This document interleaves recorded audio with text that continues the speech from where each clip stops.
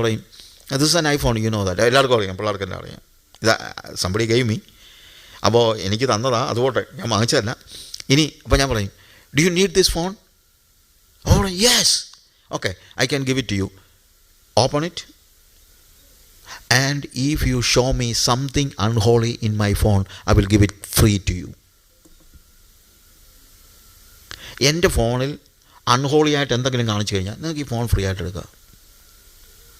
ഒരുത്തന്നെ പെട്ടെന്ന് നെഞ്ചിന് വേദന വന്നു, ഹാർട്ട് അറ്റാക്ക് ആണെന്ന് തോന്നുന്നു, അങ്ങനെ വരിക, ഭയങ്കര പെയിൻ എടുത്ത് കഴിഞ്ഞപ്പം പെട്ടെന്ന് ഭാര്യയെ വിളിച്ചിട്ട് പറഞ്ഞു, ലീ നീ ജോർജ് കുട്ടി ഒന്ന് വിളിച്ചേ, വണ്ടിയും കൊണ്ടൊന്ന് വരാൻ പറ. ഇപ്പം ഡ്രൈവ് ചെയ്ത് പോകാൻ പറ്റുകയല്ലോ. ജോർജ് കുട്ടി ഒന്ന് വിളിച്ചേ, വണ്ടിയും കൊണ്ട് വരാൻ പറ, ഞാനിപ്പം ചാകും. അവിടെ ഭാര്യ ഭർത്താവിൻ്റെ മൊബൈൽ ഫോൺ എടുത്തിട്ട് പറഞ്ഞു, ജോർജ് കുട്ടിയുടെ നമ്പർ ഒന്ന് പറയണമല്ലോ, നിങ്ങളിതിൻ്റെ പാസ്വേഡ് ഒന്ന് പറഞ്ഞേ. ഏതാ? ജോർജ് കുട്ടിയെ വിളിക്കാൻ നിങ്ങളുടെ ഫോണിൻ്റെ പാസ്വേഡ് ഒന്ന് പറഞ്ഞേ. എന്നെ ഭർത്താവ് പറയാം, വേദനയ്ക്ക് ഇച്ചിരി കുറവുണ്ട്.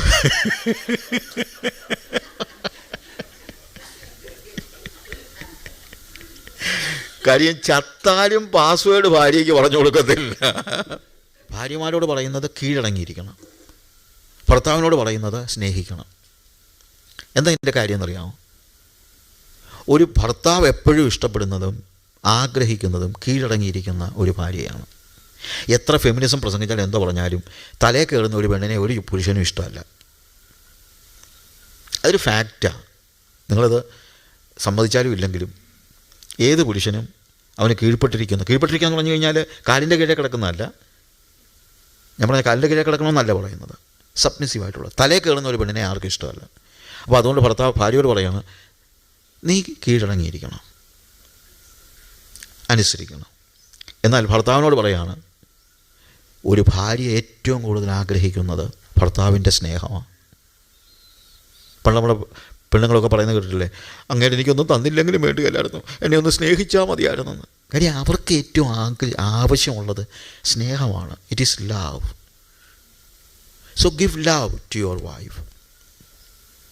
ഇവിടെയും the woman is taken from the റിബിൽ നിന്ന് എടുത്തിരിക്കുന്നത് എന്നുള്ളത് നമ്മൾ മനസ്സിലാക്കും. കുഞ്ഞുങ്ങളുടെ കാര്യത്തിലൊക്കെ ഉണ്ടല്ലോ, ആത്മീകരായ പല കുഞ്ഞുങ്ങളും തെറ്റിപ്പോകുന്നത് ഇന്നൊരു കോമൺ കാഴ്ച. ഈയിടെ ഒരാൾ എൻ്റെ അടുത്ത് പറഞ്ഞു, അച്ഛാ ഒന്ന് പ്രത്യേകം പ്രാർത്ഥിക്കണം, മോനെ കോളേജിൽ നിന്ന് പറഞ്ഞു വിട്ടെന്ന്. ഞാൻ ചോദിച്ചു വാട്ട് ഹാപ്പൻ? അവിടെ പറഞ്ഞു, അവൻ ഡ്രഗ് ബെൽറ്റിനകത്ത് പെട്ടുപോയി, പിന്നെ കോളേജിൽ നിന്ന് വിളിച്ചിട്ട് പറഞ്ഞു ഇനി കോളേജിൽ അവനെ പഠിപ്പിക്കാൻ പറ്റുകയില്ല, പിന്നെ പോലീസിൽ കൊടുക്കുന്നില്ല, കൊടുത്തു കഴിഞ്ഞാൽ പിടിച്ചുകൊണ്ട് ജയിലിൽ പോകും. എനിക്കറിയാം, ആ പയ്യൻ വളരെ ആത്മീയനായി ചർച്ചിൽ ജീവിച്ച ചെറുക്കനാണ്, സഭയിൽ പാട്ടൊക്കെ പാടിക്കൊണ്ടിരുന്ന ചെറുക്കനാണ്. പക്ഷെ കോളേജിൽ കൂട്ടുകാരുടെ കൂടെ കൂടി അങ്ങനെ തെറ്റിപ്പോകുന്നതായ അവസ്ഥ. ഇതൊക്കെ കോമണാണ്, ഇതൊക്കെ നടന്നുകൊണ്ടിരിക്കുന്ന കാര്യമാണ്. നമുക്ക് വേണമെങ്കിൽ കുറ്റം പറയാം, പക്ഷേ എനിക്ക് ആ ഫാമിലി അറിയാവുന്നതുകൊണ്ട് ഞാൻ പറയാം, എനിക്ക് ഒരു കുറ്റവും ആ ഫാമിലിയെക്കുറിച്ച് പറയാനില്ല. അപ്പൻ്റെ അമ്മയുടെയും ജീവിതം കണ്ടിട്ടാണ് ഇങ്ങനെയൊക്കെ പറ്റിയെന്ന് പറയാൻ പറ്റുകയില്ല. കാര്യം വളരെ ആത്മീകരായി സുവിശേഷപരമായ കാര്യങ്ങളിലൊക്കെ ഇൻവോൾവ് ചെയ്യുന്ന വളരെ മെച്ചപ്പെട്ട ഒരു കുടുംബം. അങ്ങനെയും സംഭവം. നമ്മുടെ ഇടയിൽ ഡിവോഴ്സ് ഉണ്ടാകാൻ പാടില്ല. മലാഖിയുടെ പ്രവചനത്തിൽ കർത്താവ് പറയുന്ന വാക്കെന്താണ്? I hate divorce. ഞാൻ ഉപേക്ഷണം വെറുക്കുന്നു. ദൈവം വെറുക്കുന്ന കാര്യമാണ് ഉപേക്ഷണം. അതിനിപ്പോൾ നമ്മൾ റീസണൊക്കെ കണ്ടുപിടിക്കും, ഇഷ്ടംപോലെ റീസൺസൊക്കെ കണ്ടുപിടിക്കും. പക്ഷെ basically what is written? I hate divorce. ഇന്നിപ്പം പലപ്പോഴും നമുക്കുള്ളത് വ്യക്തിപരമായി ദൈവവുമായിട്ട് ബന്ധമുള്ള ആളുകളുണ്ട്. അപ്പോൾ അത് മതി എന്നുള്ള ഒരു ചിന്ത നമുക്കുണ്ടായിട്ടുണ്ട്. വ്യക്തിപരമായിട്ട് വേണം, കാര്യം അതാണ് ബേസ്. പക്ഷെ അതിനപ്പുറത്ത് കുടുംബത്തെക്കുറിച്ച് ദൈവത്തിനൊരു ലക്ഷ്യമുണ്ട്, ഒരു ഉദ്ദേശമുണ്ട് എന്നുള്ളത് നമ്മൾ മനസ്സിലാക്കണം. എന്നെക്കുറിച്ച് മാത്രമല്ല ദൈവത്തിനൊരു ഉദ്ദേശമുള്ളത്, എൻ്റെ കുടുംബത്തെക്കുറിച്ച് ദൈവത്തിന് ഒരു ഇഷ്ടമുണ്ട്. ദൈവത്തിൻ്റെ ഇഷ്ടം വ്യക്തിപരമായി എൻ്റെ ജീവിതത്തിലും കുടുംബം എന്ന നിലയിൽ തീർച്ചയായും ആ കുടുംബത്തോടുള്ള ബന്ധത്തിൽ വളരെ പ്രസക്തമാണ്. അതുകൊണ്ട് വ്യക്തികൾക്ക് വേണ്ടി പ്രാർത്ഥിക്കുന്നത് മാത്രമല്ല, കുടുംബങ്ങൾക്ക് വേണ്ടി നമ്മൾ പ്രാർത്ഥിക്കണം. നമ്മുടെ സഭയിലേക്കാണെങ്കിലും പലപ്പോഴും നമ്മൾ മനസ്സിലാക്കേണ്ട ഒരു കാര്യം, വ്യക്തികൾ കടന്നു വരാനായിട്ട് നമ്മൾ പ്രാർത്ഥിക്കണം. പക്ഷേ ഞാൻ പ്രാർത്ഥിക്കുന്നത് അനേക കുടുംബങ്ങൾ നമ്മുടെ സഭയിലേക്ക് വരണം. കുടുംബങ്ങൾ ദൈവദാസനെ ഓർപ്പിച്ച് എനിക്ക് വളരെ സന്തോഷം തോന്നി. ദൈവത്തിൻ്റെ പദ്ധതിയാണ്. ഞാൻ പലപ്പോഴും പറയുന്നൊരു കാര്യമാണ്, ദൈവം സഭ സ്ഥാപിക്കുന്നതിന് മുമ്പ് സ്ഥാപിച്ചതാണ് കുടുംബം. സഭ പിന്നെ ഉണ്ടാകുന്നത്, പക്ഷെ അതിന് മുമ്പ് ദൈവം സ്ഥാപിച്ചതാണ് കുടുംബം. ഒരു എസ്റ്റാബ്ലിഷ്മെൻ്റ് എന്ന നിലയിൽ, in fact even before he establish church, he established A family. So that is very important. വളരെ പ്രാധാന്യമുള്ളതായ ഒരു കാര്യമായിട്ട് നമ്മൾ തിരിച്ചറിഞ്ഞാലേ പറ്റുള്ളൂ. ഈ കുടുംബം, നമ്മൾ പറയുന്ന ഈ കുടുംബം, അതിൽ ദൈവം ആ ഒരു കുടുംബത്തെക്കുറിച്ച് എന്താണ് ഉദ്ദേശിക്കുന്നത് എന്നുള്ളത്, നമ്മൾ പലപ്പോഴും ഉണ്ടാകുന്നൊരു പ്രശ്നം, കാലഘട്ടം കഴിയുന്നതനുസരിച്ച് ഒത്തിരി നമ്മുടെ കൾച്ചറിന് വ്യത്യാസം ഉണ്ടാകുന്നു, മറ്റു കാര്യങ്ങൾ. ഇപ്പം എന്തെങ്കിലും പറഞ്ഞാൽ നമ്മുടെ പിള്ളേർ തന്നെ പറയും, അതൊക്കെ ചിലപ്പോൾ നിങ്ങൾ പണ്ട് ഇന്ത്യയിലുണ്ടായിരുന്നപ്പം, ഞങ്ങൾ ഇന്ത്യയിലൊന്നുമല്ല എന്ന് നമ്മുടെ പിള്ളേർ പറയുന്നത് നോർമലായിട്ട് നടക്കുന്ന കാര്യമാണ്. പക്ഷേ ഇന്ത്യയിലുണ്ടായിരുന്നു അമേരിക്കയിലുണ്ടായിരുന്നു എന്നുള്ളതല്ല. നമ്മൾ എപ്പോഴും ഞങ്ങൾ പറയുന്ന ഒരു കാര്യമുണ്ട്, ഞാനും ജെസ്സിയും ഈ കാര്യത്തിൽ ഓർക്കുന്ന ഒരു കാര്യമുണ്ട്. നമ്മുടെ കൾച്ചർ എന്ന് പറയുന്നത് ഇന്ത്യൻ കൾച്ചറല്ല, അമേരിക്കൻ കൾച്ചറല്ല, അമേരിക്കൻ കൾച്ചറുമല്ല, ചിലർ പറയുന്ന ഇന്ത്യൻ കൾച്ചർ അതുമല്ല, ബിബ്ലിക്കൽ കൾച്ചറാണ്. നമുക്ക് അമേരിക്കൻ കൾച്ചറല്ല വേണ്ടത്, ഇന്ത്യൻ കൾച്ചറുമല്ല വേണ്ടത്. നമുക്ക് വേണ്ടത് ഒരു ബിബ്ലിക്കൽ കൾച്ചറാണ്. വേദപുസ്തകത്തിൻ്റെ ഒരു കൾച്ചറുണ്ട്, വേദപുസ്തകത്തിൻ്റെ ഒരു സംസ്കാരമുണ്ട്. ആ വേദപുസ്തകത്തിൻ്റെ സംസ്കാരം നമ്മൾ മനസ്സിലാക്കണം. അതിലിന്ന് നമ്മൾ സ്പെൻഡ് ചെയ്യാൻ ഉദ്ദേശിക്കുന്ന സമയം, കുടുംബത്തെക്കുറിച്ചുള്ള ദൈവത്തിൻ്റെ ഇഷ്ടം എന്താണ്, അല്ലെങ്കിൽ ദൈവം പ്ലാൻ ചെയ്യുന്നത് എന്താണ്, ഒരു മോഡൽ ഫാമിലി എന്ന് പറഞ്ഞു കഴിഞ്ഞാൽ ബിബ്ലിക്കലി അത് എങ്ങനെയായിരിക്കണം എന്നുള്ളതാണ് നമ്മൾ പഠിക്കാനായിട്ട് ഉദ്ദേശിക്കുന്നത്. അതോടെ ദൈവദാസനെ ഓർപ്പിച്ചല്ലോ, നിങ്ങൾക്ക് എന്തെങ്കിലുമൊക്കെ സംശയങ്ങൾ തീർച്ചയായിട്ടും ഉണ്ടാകും. സംശയങ്ങളുണ്ടെങ്കിൽ തീർച്ചയായും ആ സംശയങ്ങൾ നിങ്ങൾ എഴുതി ചോദിക്കുകയോ നേരിട്ട് ചോദിക്കുകയോ എങ്ങനെയാണെങ്കിലും കുഴപ്പമില്ല. എഴുതി തരികയാണെങ്കിൽ ഇറ്റ് ഈസ് ബെറ്റർ. ഒരു ക്വസ്റ്റ്യൻ, ഒരു ആൻസർ, ഒരു കാര്യം. ഞങ്ങൾ ഒത്തിരി ഫാമിലി സെമിനാർസ്, ഞാൻ ഒത്തിരി ശരിക്കും പറഞ്ഞാൽ ഫാമിലി സെമിനാറുകൾ എന്ന നിലയിൽ തന്നെ കുടുംബ സെമിനാറുകൾ നടത്തുന്നത് ഞാനിപ്പോഴും ഓർക്കുന്നുണ്ട്. ഞങ്ങളുടെ വിവാഹം കഴിഞ്ഞ് 10 വർഷമായപ്പം ജെസ്സി എന്നോട് പറഞ്ഞു, I thank God for the wonderful family God has given us, or ഇങ്ങനെ ഒരു കുടുംബത്തെ കടത്താൻ നമ്മളെ ദൈവം ആ നിലയിൽ ഇത്രയും സഹായിച്ചതോർത്ത്, നമ്മളെ നിലനിർത്തുന്നതോർത്ത് ഞാൻ ഒത്തിരി ദൈവത്തിന് നന്ദി പറയുന്നു. ഞാൻ പറഞ്ഞു, yes that is true, but my concern was different. എൻ്റെ കൺസേൺ എന്ന് പറയുന്നത് തകർന്നു പോകുന്ന കുടുംബങ്ങൾ, അതെനിക്ക് വലിയൊരു കൺസേൺ ആയിരുന്നു. ആ സമയത്ത് ഞാൻ ക്ലാസ്സുകളൊക്കെ എടുത്തുകൊണ്ടിരുന്ന ഒരു ചർച്ചിൽ അന്ന്, അതായത് 25 വർഷം മുമ്പത്തെ കാര്യം, 36 വർഷമായി ഞങ്ങളുടെ കല്യാണം കഴിഞ്ഞിട്ട്, 36 years. അന്ന് സ്വാഭാവികമായി നടക്കാറില്ലാതിരുന്ന ഒരു നമ്മുടെ ഇടയ്ക്കൊന്നും ഡിവോഴ്സൊന്നും അത്ര കോമൺ ആയിട്ടുള്ള കാര്യമല്ലായിരുന്നു. പക്ഷേ ഒരു ലോക്കൽ ചർച്ചിൽ 3 പേര് ഡിവോഴ്സ്ഡായി, യങ്സ്റ്റേഴ്സ്. അപ്പോൾ എന്നെ അത് ഭയങ്കരമായിട്ടങ്ങ് വേദനിപ്പിച്ചു. അപ്പോൾ ആ സമയത്ത് ഞാനും ജെസ്സിയും ഒരുമിച്ച് ഇരിക്കുമ്പോൾ ഞങ്ങളിങ്ങനെ പറഞ്ഞു, നമുക്കിത് പഠിപ്പിക്കണം, കുടുംബത്തെക്കുറിച്ചുള്ള ദൈവത്തിൻ്റെ ഇഷ്ടം എന്താണെന്നുള്ളത് നമ്മൾ പഠിപ്പിക്കണം. ഞങ്ങൾ പഠിപ്പിക്കണമെന്നുള്ളതല്ല, അത് സഭകളിൽ അതിനെക്കുറിച്ച് ഒരു വ്യക്തമായ ഒരു ധാരണ ഉണ്ടായിരിക്കണം. വ്യക്തിപരമായി നമുക്ക് ദൈവവുമായിട്ടുള്ള ബന്ധം ഉണ്ടായിരിക്കുന്നത് പോലെ തന്നെ കുടുംബമായി കർത്താവിനെ സ്നേഹിക്കുകയും സേവിക്കുകയും ചെയ്യുവാൻ. അങ്ങനെയാണ് വേദപുസ്തകത്തെ നമ്മൾ കാണുന്നതും. ഞാൻ ഈ കഴിഞ്ഞ ദിവസങ്ങളിലൊക്കെ എടുത്ത പല ക്ലാസ്സുകളിലും ടേക്ക് ദ കേസ് ഓഫ്, ഇപ്പം നമ്മൾ ഈ കുടുംബം, ഈ വ്യക്തി ജീവിതം എന്ന് മാത്രം, വ്യക്തികൾ മാത്രമായിട്ടുള്ള അങ്ങനൊരു ധാരണ നമുക്കങ്ങ് പറ്റിയിട്ടുണ്ട്. നമ്മൾ ദൈവമായിട്ടുള്ള ബന്ധത്തിൽ അവനവൻ്റെ കാര്യം നോക്കി, അവനവന് ദൈവവുമായിട്ടുള്ള ബന്ധം നോക്കി ജീവിക്കണം. അത്രയും തന്നെ പറയുന്ന ഒരു ചുരുക്കമാണ് ഞാൻ പറഞ്ഞാലും മാക്സിമം നമ്മൾ പറയുന്നത്, നമ്മൾ വ്യക്തിപരമായി ദൈവവുമായിട്ടുള്ള ബന്ധത്തിൽ ജീവിക്കണം. പക്ഷെ ഞാൻ പറയുന്നത് വ്യക്തിപരമായി ജീവിക്കണം, പക്ഷേ കുടുംബമായിട്ടും ജീവിക്കണം. എന്നാൽ അതേസമയം കുടുംബജീവിതം എന്ന് പറയുന്നത് ഒരു ആത്മീയ ജീവിതത്തിന് ഒരു തടസ്സമാണെന്ന് നിങ്ങൾ ചിന്തിക്കരുത്. അങ്ങനെ ചിന്തിക്കുന്നവരുമുണ്ട്. ഇപ്പോൾ ഹാനോക്കിനെ കുറിച്ച് ഞാൻ ക്ലാസ് എടുത്തപ്പോഴൊക്കെ ചിലപ്പോൾ ആളുകളൊക്കെ എന്നോട് പറഞ്ഞിട്ടുണ്ട്, എൻ്റെ ബ്രദറെ ഹാനോക്ക് ദൈവത്തോടു കൂടെ നടന്നു, ഇപ്പോൾ നമ്മളെ കൊണ്ട് അങ്ങനെ വല്ലതും നടക്കാൻ പറ്റുമോ, നമുക്ക് ഭാര്യയും പിള്ളേരും ഒക്കെ ഇല്ലേ. ഹാനോക്ക് ദൈവത്തോട് നടന്നു. അപ്പോൾ നമുക്കിപ്പോൾ അങ്ങനെ നടക്കാൻ പറ്റും? നമുക്ക് ഭാര്യയും പിള്ളേരും ഒക്കെ ഇല്ലേ? എന്നോട് ചോദിച്ചിട്ടുണ്ട്. എന്നാൽ ഈ പറയുന്ന ആളുകൾ മനസ്സിലാക്കണം, ഈ പറയുന്ന ഹാനോക്കിനും ഭാര്യയും മക്കളും ഒക്കെ ഉണ്ടായിരുന്നു. പിന്നെ ദൈവത്തോടു കൂടെ നടന്നു എന്ന് കൃത്യമായിട്ട് പറയുന്ന ഒരു വ്യക്തി നോഹയാണ്. നോഹ ദൈവത്തോടു കൂടെ നടന്നു. ഈ നോഹയ്ക്കും ആരുണ്ടായിരുന്നു? ഭാര്യയും മക്കളും ഉണ്ടായിരുന്നു. അപ്പോൾ ഭാര്യയും മക്കളും ഉണ്ടാകുന്നത് അല്ലെങ്കിൽ ഉണ്ടായിരിക്കുന്നത് ദൈവത്തോട് ചേർന്ന് നടക്കുന്നതിനൊരു തടസ്സമൊന്നുമല്ല. എന്ന് തന്നെയല്ല, ഭാര്യയും മക്കളും കുടുംബം ഒരുമിച്ച് വേണം ദൈവത്തിൻ്റെ കൂടെ നടക്കാൻ.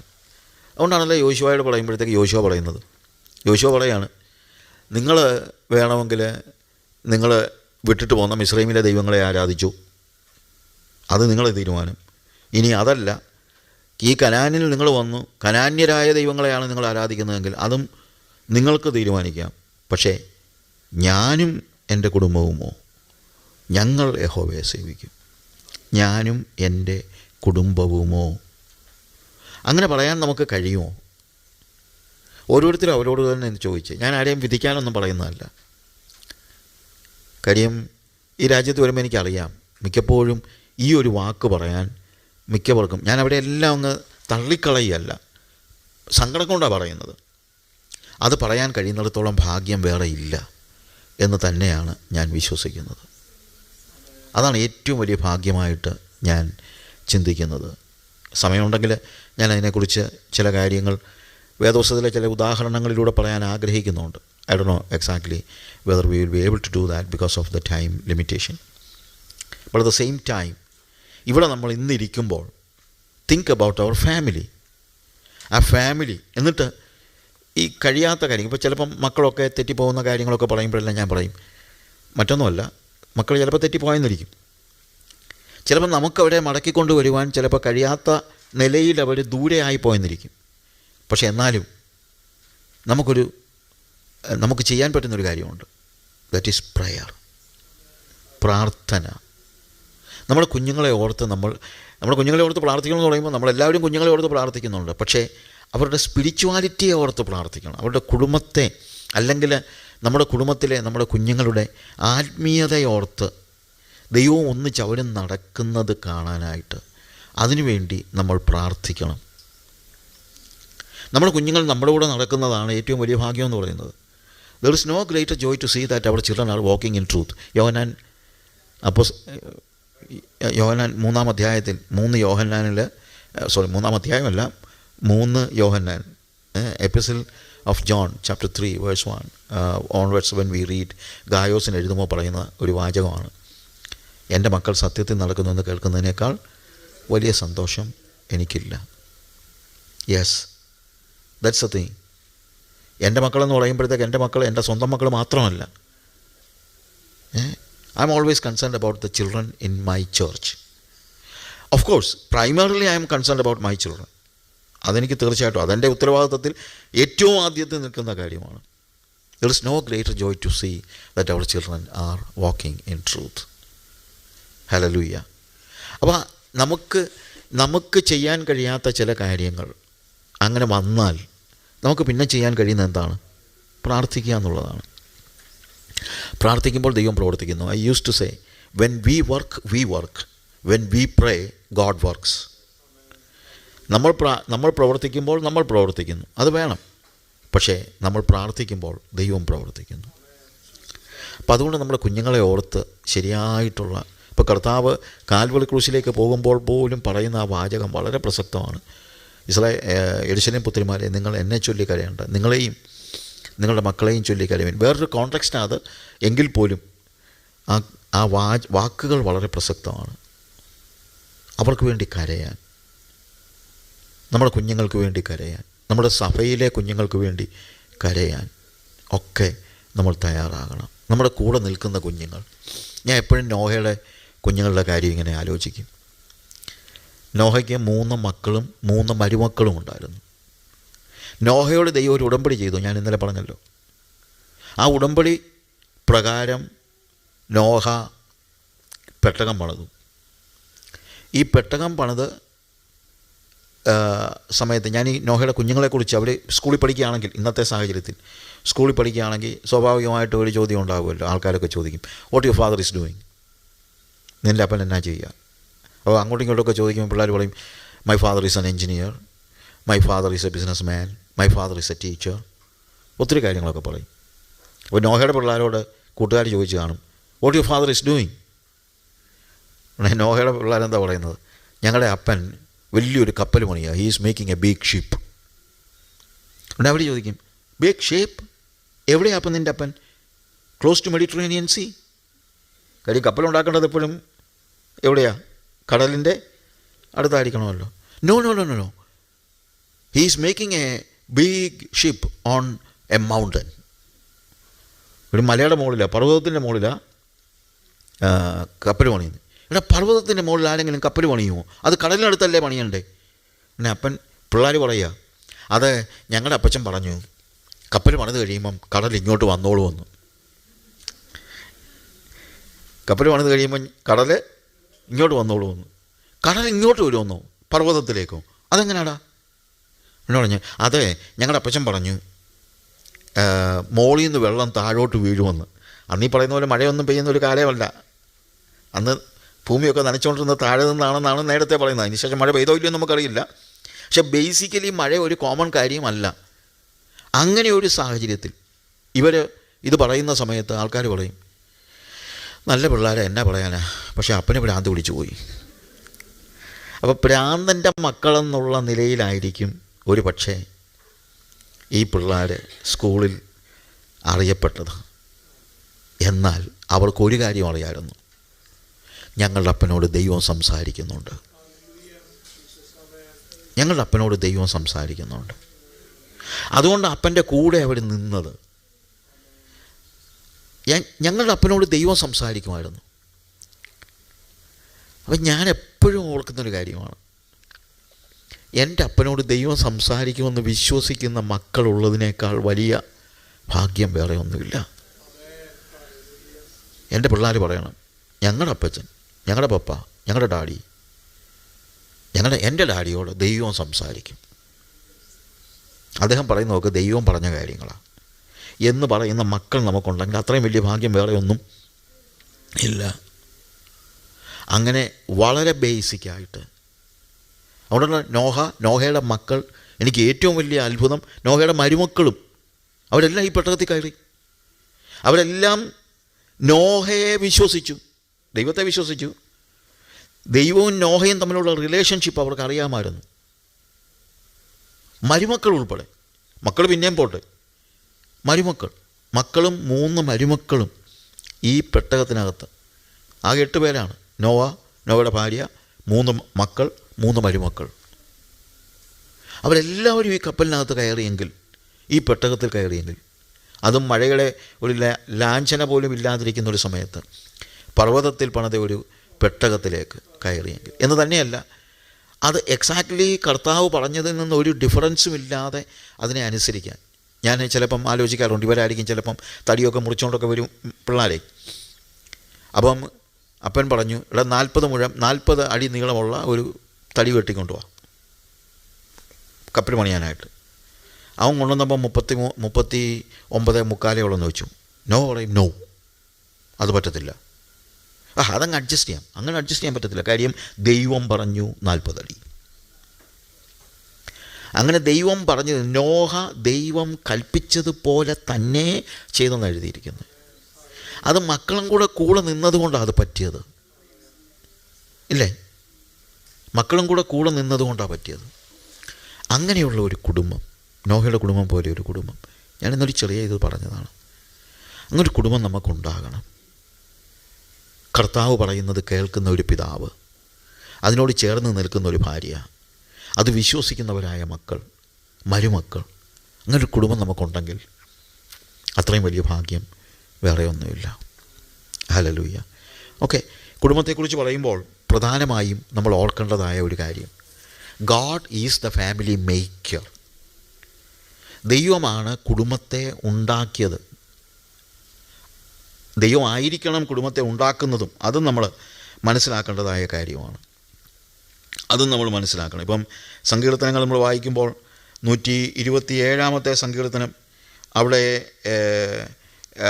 കൃത്യമായിട്ട് പറയുന്നൊരു കാര്യം, യഹോവ വീട് പണിയാതിരുന്നാൽ പണിയുന്നവർ വൃഥ അധ്വാനിക്കുന്നു, യഹോവ പട്ടണം കാക്കാതിരുന്നാൽ കാവൽക്കാർ വൃഥ ജാഗരിക്കുന്നു.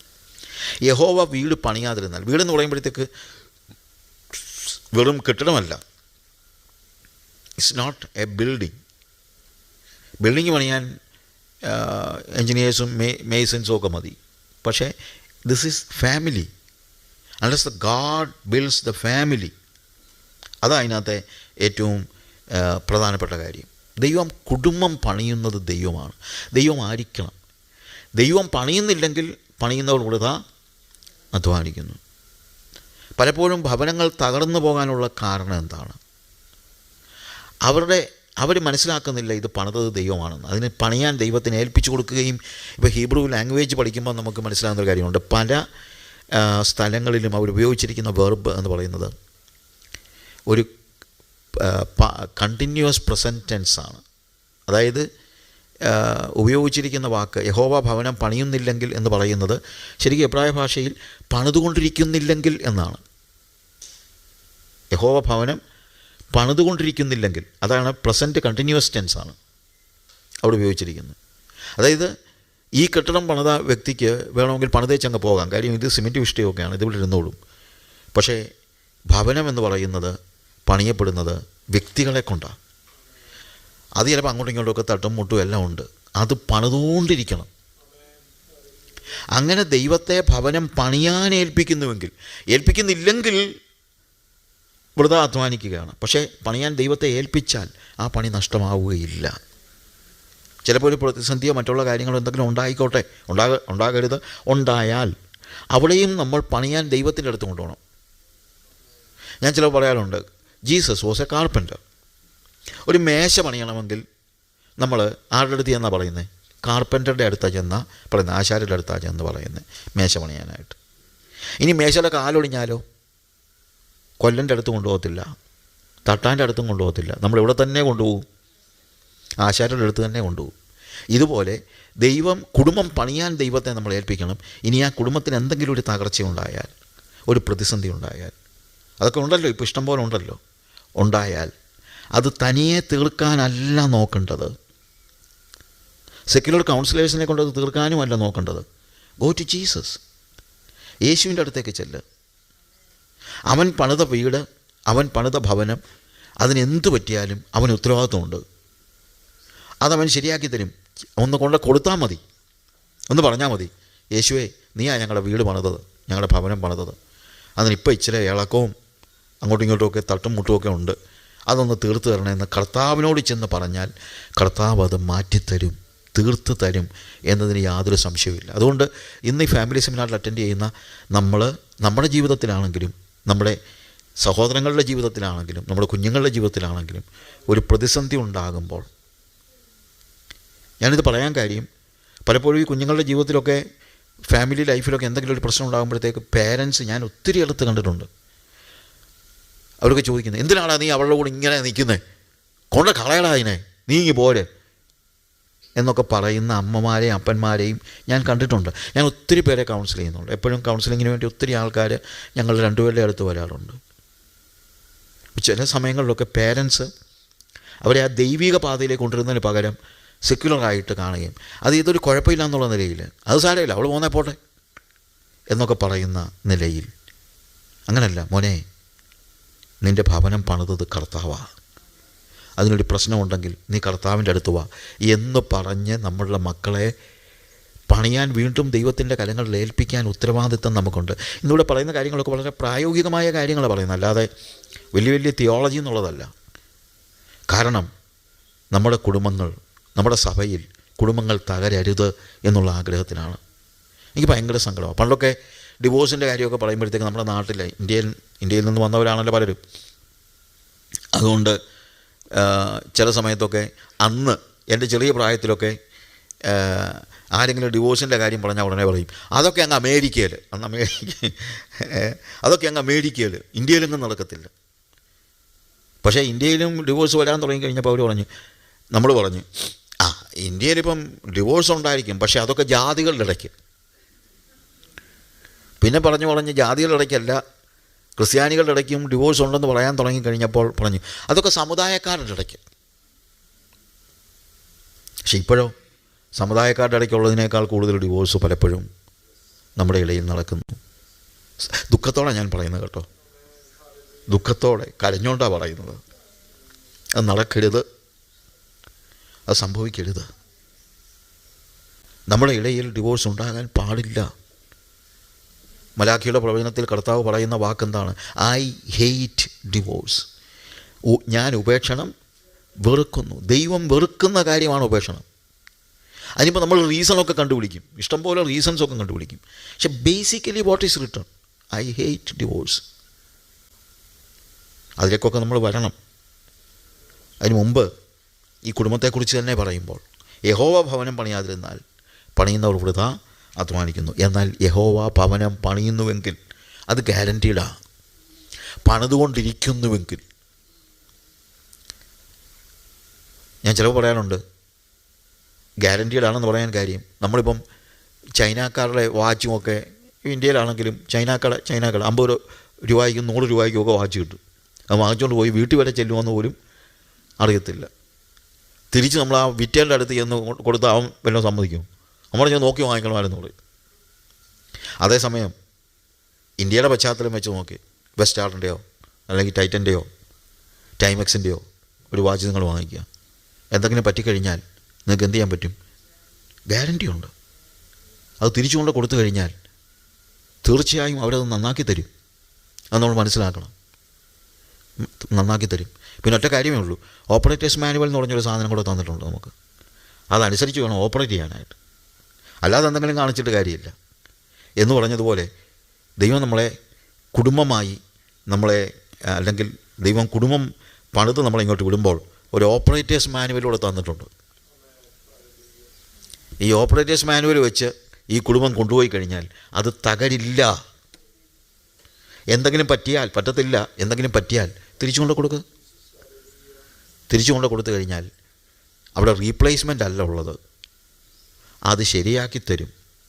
റീപ്ലേസ്മെൻറ്റ് മറ്റുള്ളവരതൊക്കെ ചിലപ്പം റീപ്ലേസ് ചെയ്യുമായിരിക്കും, പക്ഷേ വേദോസ്തവത്തിൽ അങ്ങനെ പഠിപ്പിക്കുന്നില്ല.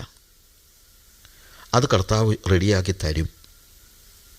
പക്ഷേ ഭവനം പണിയുന്നത് ആരായിരിക്കണം? യഹോവ തന്നെ ഭവനം പണിയുന്ന അവസ്ഥ, പണിതുകൊണ്ടിരിക്കുന്നതായ ഒരു അവസ്ഥ. അവിടെ മക്കളും അനുഗ്രഹിക്കപ്പെടുന്ന കാര്യമാണ് നമ്മൾ കാണുന്നത്. 3-ാമത്തെ വാക്യത്തിൽ മക്കൾ യഹോവ നൽകുന്ന അവകാശവും ഉദരഫലം അവൻ നൽകുന്ന പ്രതിഫലവും തന്നെ. പാരൻറ്റിങ്ങിനെക്കുറിച്ച് ജെസ്സി കുറച്ച് ക്ലാസ്സുകൾ എടുക്കും, എങ്കിലും ഞാനിത് പറയുകയാണ്. നമ്മുടെ കുഞ്ഞുങ്ങളെക്കുറിച്ച് എപ്പോഴും നമുക്കൊരു ബോധ്യം ഉണ്ടായിരിക്കണം. അത് the children are not ours, എൻ്റെ അല്ല, ഈ കുഞ്ഞുങ്ങൾ ദൈവത്തിൻ്റെയാണ് എന്നുള്ള വലിയൊരു ബോധ്യം നമുക്കുണ്ടായിരിക്കണം. The children belongs to God. ദൈവത്തിന് അതിനെക്കൊണ്ട് ഉത്തരവാദിത്വമുണ്ട്, അതിനെക്കുറിച്ച് ചിന്തയുണ്ട്. God is concerned. മെർലിൻ ക്ലോതേഴ്സിൻ്റെ പ്രസൻറ്റ് പ്രൈസൊക്കെ എഴുതിയ മെർലിൻ ക്ലോതേഴ്സിൻ്റെ ഒരു ബുക്ക് ഞാനിങ്ങനെ വായിച്ചു കഴിഞ്ഞപ്പോഴത്തേക്ക് അദ്ദേഹം ഒരു അനുഭവം പറഞ്ഞതാണ്. അദ്ദേഹം പറഞ്ഞു, ഒരു ഫാമിലി വന്നിട്ട്, കുഞ്ഞുങ്ങളുടെ കാര്യമാണ്, പാരൻറ്റിങ്ങിൻ്റെ അകത്തുള്ള ഒരു കാര്യമാണ് എങ്കിലും പറയുക. അദ്ദേഹം വന്നിട്ട് പിള്ളേർ ഒരു അപ്പനും അമ്മയും കൂടെ വന്നിട്ട് പറഞ്ഞു, pastor please pray for our child. അങ്ങനെ വെച്ച് വാട്ട് ഹാപ്പൻ? ഉടനെ പറഞ്ഞ് അവന് നല്ല അനുസരണമൊക്കെ ഉള്ള ചെറുക്കനായിരുന്നു, പക്ഷേ 16 വയസ്സുള്ളപ്പം അവൻ കംപ്ലീറ്റ് ആയിട്ട് മാറിപ്പോയി. അത് കഴിഞ്ഞിട്ട് അവൻ വീട് വിട്ട് ഇറങ്ങിപ്പോയി. Now he is not with us and he is living very licentious in different parts of our country and he is totally lost. അങ്ങനത്തെ ഒരു സ്റ്റേജ് ആയിപ്പോയി. അതുകൊണ്ട് please pray for our child. പക്ഷേ 15 വയസ്സ് വരെ അവൻ ചർച്ചിൽ എല്ലാ ആഴ്ചയിലും സാക്ഷ്യങ്ങൾ പറയുകയും അതുപോലെ ആത്മീകമായി, ഈ കുഞ്ഞുങ്ങളുടെ കാര്യത്തിലൊക്കെ ഉണ്ടല്ലോ, ആത്മീകരായ പല കുഞ്ഞുങ്ങളും തെറ്റിപ്പോകുന്നത് ഇന്നൊരു കോമൺ കാഴ്ചയാണ്. കോമൺ കാഴ്ച. ഒരാൾ എൻ്റെ അടുത്ത് പറഞ്ഞു, അച്ഛാ ഒന്ന് പ്രത്യേകം പ്രാർത്ഥിക്കണം, മോനെ കോളേജിൽ നിന്ന് പറഞ്ഞു വിട്ടെന്ന്. ഞാൻ ചോദിച്ചു വാട്ട് ഹാപ്പൻ? ഉടനെ പറഞ്ഞു, അവൻ ഡ്രഗ് ബെൽറ്റിനകത്ത് പെട്ടുപോയി, പിന്നെ കോളേജിൽ നിന്ന് വിളിച്ചിട്ട് പറഞ്ഞു ഇനി കോളേജിൽ അവനെ പഠിപ്പിക്കാൻ പറ്റുകയില്ല, പിന്നെ പോലീസിൽ കൊടുക്കുന്നില്ല, കൊടുത്തു കഴിഞ്ഞാൽ പിടിച്ചുകൊണ്ട് ജയിലിൽ പോകും. എനിക്കറിയാം ആ പയ്യൻ വളരെ ആത്മീയനായി ചർച്ചിൽ ജീവിച്ച ചെറുക്കനാണ്. സഭയിൽ പാട്ടൊക്കെ പാടിക്കൊണ്ടിരുന്ന ചെറുക്കനാണ്. പക്ഷെ കോളേജിൽ കൂട്ടുകാരുടെ കൂടെ കൂടി അങ്ങനെ തെറ്റിപ്പോകുന്നതായ അവസ്ഥ. ഇതൊക്കെ കോമൺ ആണ്, ഇതൊക്കെ നടന്നുകൊണ്ടിരിക്കുന്ന കാര്യമാണ്. നമുക്ക് വേണമെങ്കിൽ കുറ്റം പറയാം. പക്ഷേ എനിക്ക് ആ ഫാമിലി അറിയാവുന്നതുകൊണ്ട് ഞാൻ പറയാം, എനിക്ക് ഒരു കുറ്റവും ആ ഫാമിലിയെക്കുറിച്ച് പറയാനില്ല. അപ്പൻ്റെ അമ്മയുടെയും ജീവിതം കണ്ടിട്ട് ഇങ്ങനെയൊക്കെ പറ്റിയെന്ന് പറയാൻ പറ്റുകയില്ല. കാര്യം വളരെ ആത്മീയരായി സുവിശേഷപരമായ കാര്യങ്ങളിലൊക്കെ ഇൻവോൾവ് ചെയ്യുന്ന വളരെ മെച്ചപ്പെട്ട ഒരു കുടുംബം. അങ്ങനെയും സംഭവിക്കാം, അങ്ങനെയൊക്കെ സംഭവിക്കാം. അപ്പോൾ അതുപോലൊരു അവസ്ഥയിലാണ് മെർലിൻ ബ്രദേഴ്സിൻ്റെ അടുത്ത് ഈ ഫാമിലി വന്നത്. പ്രാർത്ഥിക്കണമെന്ന് പറഞ്ഞു. ഉടനെ മെർലിൻ ബ്രദേഴ്സ് ചോദിച്ചു, do you pray for your child? Pastor, അതെന്തൊരു ചോദ്യമാണ്. ഞങ്ങളുടെ പ്രാർത്ഥന മുഴുവൻ അതാ. ഇവൻ്റെ മാനസാന്തരത്തിന് വേണ്ടിയാണ് ഞങ്ങളുടെ പ്രാർത്ഥന മുഴുവൻ. ഞാൻ പറഞ്ഞു, ദാറ്റ് ഈസ് ഗുഡ്. എന്നാൽ ഞാൻ മറ്റൊരു കാര്യം ചോദിക്കുകയാണ്. Do you give thanks to the Lord for your child? നിങ്ങളുടെ കുഞ്ഞിന് വേണ്ടി ദൈവത്തിന് നന്ദി പറയാറുണ്ടോ? ഞാൻ ഇവർ പറഞ്ഞു, 15 വയസ്സ് വരെ എന്നും ഈ കുഞ്ഞിനെ ഓർത്ത് ഞങ്ങൾ നന്ദി പറഞ്ഞിട്ടുണ്ട്. പക്ഷേ 14ാമത്തെ വയസ്സിൽ ഇവൻ പോയില്ല. ഇനി അവനെ ഓർത്ത് നന്ദി പറയുന്നത് എങ്ങനെയാണ്? We pray for him, but we cannot give praises to the Lord for our child. Present praise എന്നുള്ള ബുക്ക് എഴുതിയ ആളാണ്. അപ്പോൾ പാസ്റ്റർ പറഞ്ഞു, മെർലിൻ ബ്രദേഴ്സ് പറഞ്ഞു, it is difficult, but I tell you, you can still give thanks to the Lord for your child. How come? First of all, according to the Bible, your child is not your child. Your child is the child given to you by our God. സ്വർഗസ്വനായ പിതാവാണ് എനിക്ക് ഈ പൈതലിനെ തന്നത്. അതുകൊണ്ട് the real honor is not me. The real honor of my child is God. അതുകൊണ്ട് കർത്താവിനെ നന്ദി പറയാം. കർത്താവേ, അവൻ എൻ്റെ വകയല്ലല്ലോ, അവൻ നഷ്ടപ്പെട്ടു പോയി, എന്നാൽ അവൻ എൻ്റെ വകയല്ലല്ലോ, അവൻ നിൻ്റെ വകയാണ്.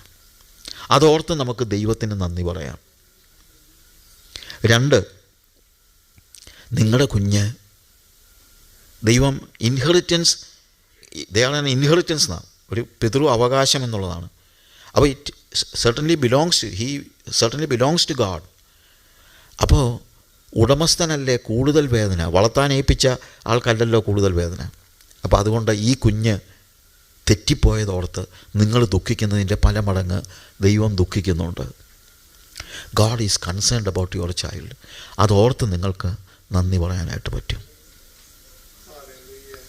It is difficult, but you need to practice that and put God the center and say, Lord, we are very sorry for our child, but at the same time, you are the owner of our child.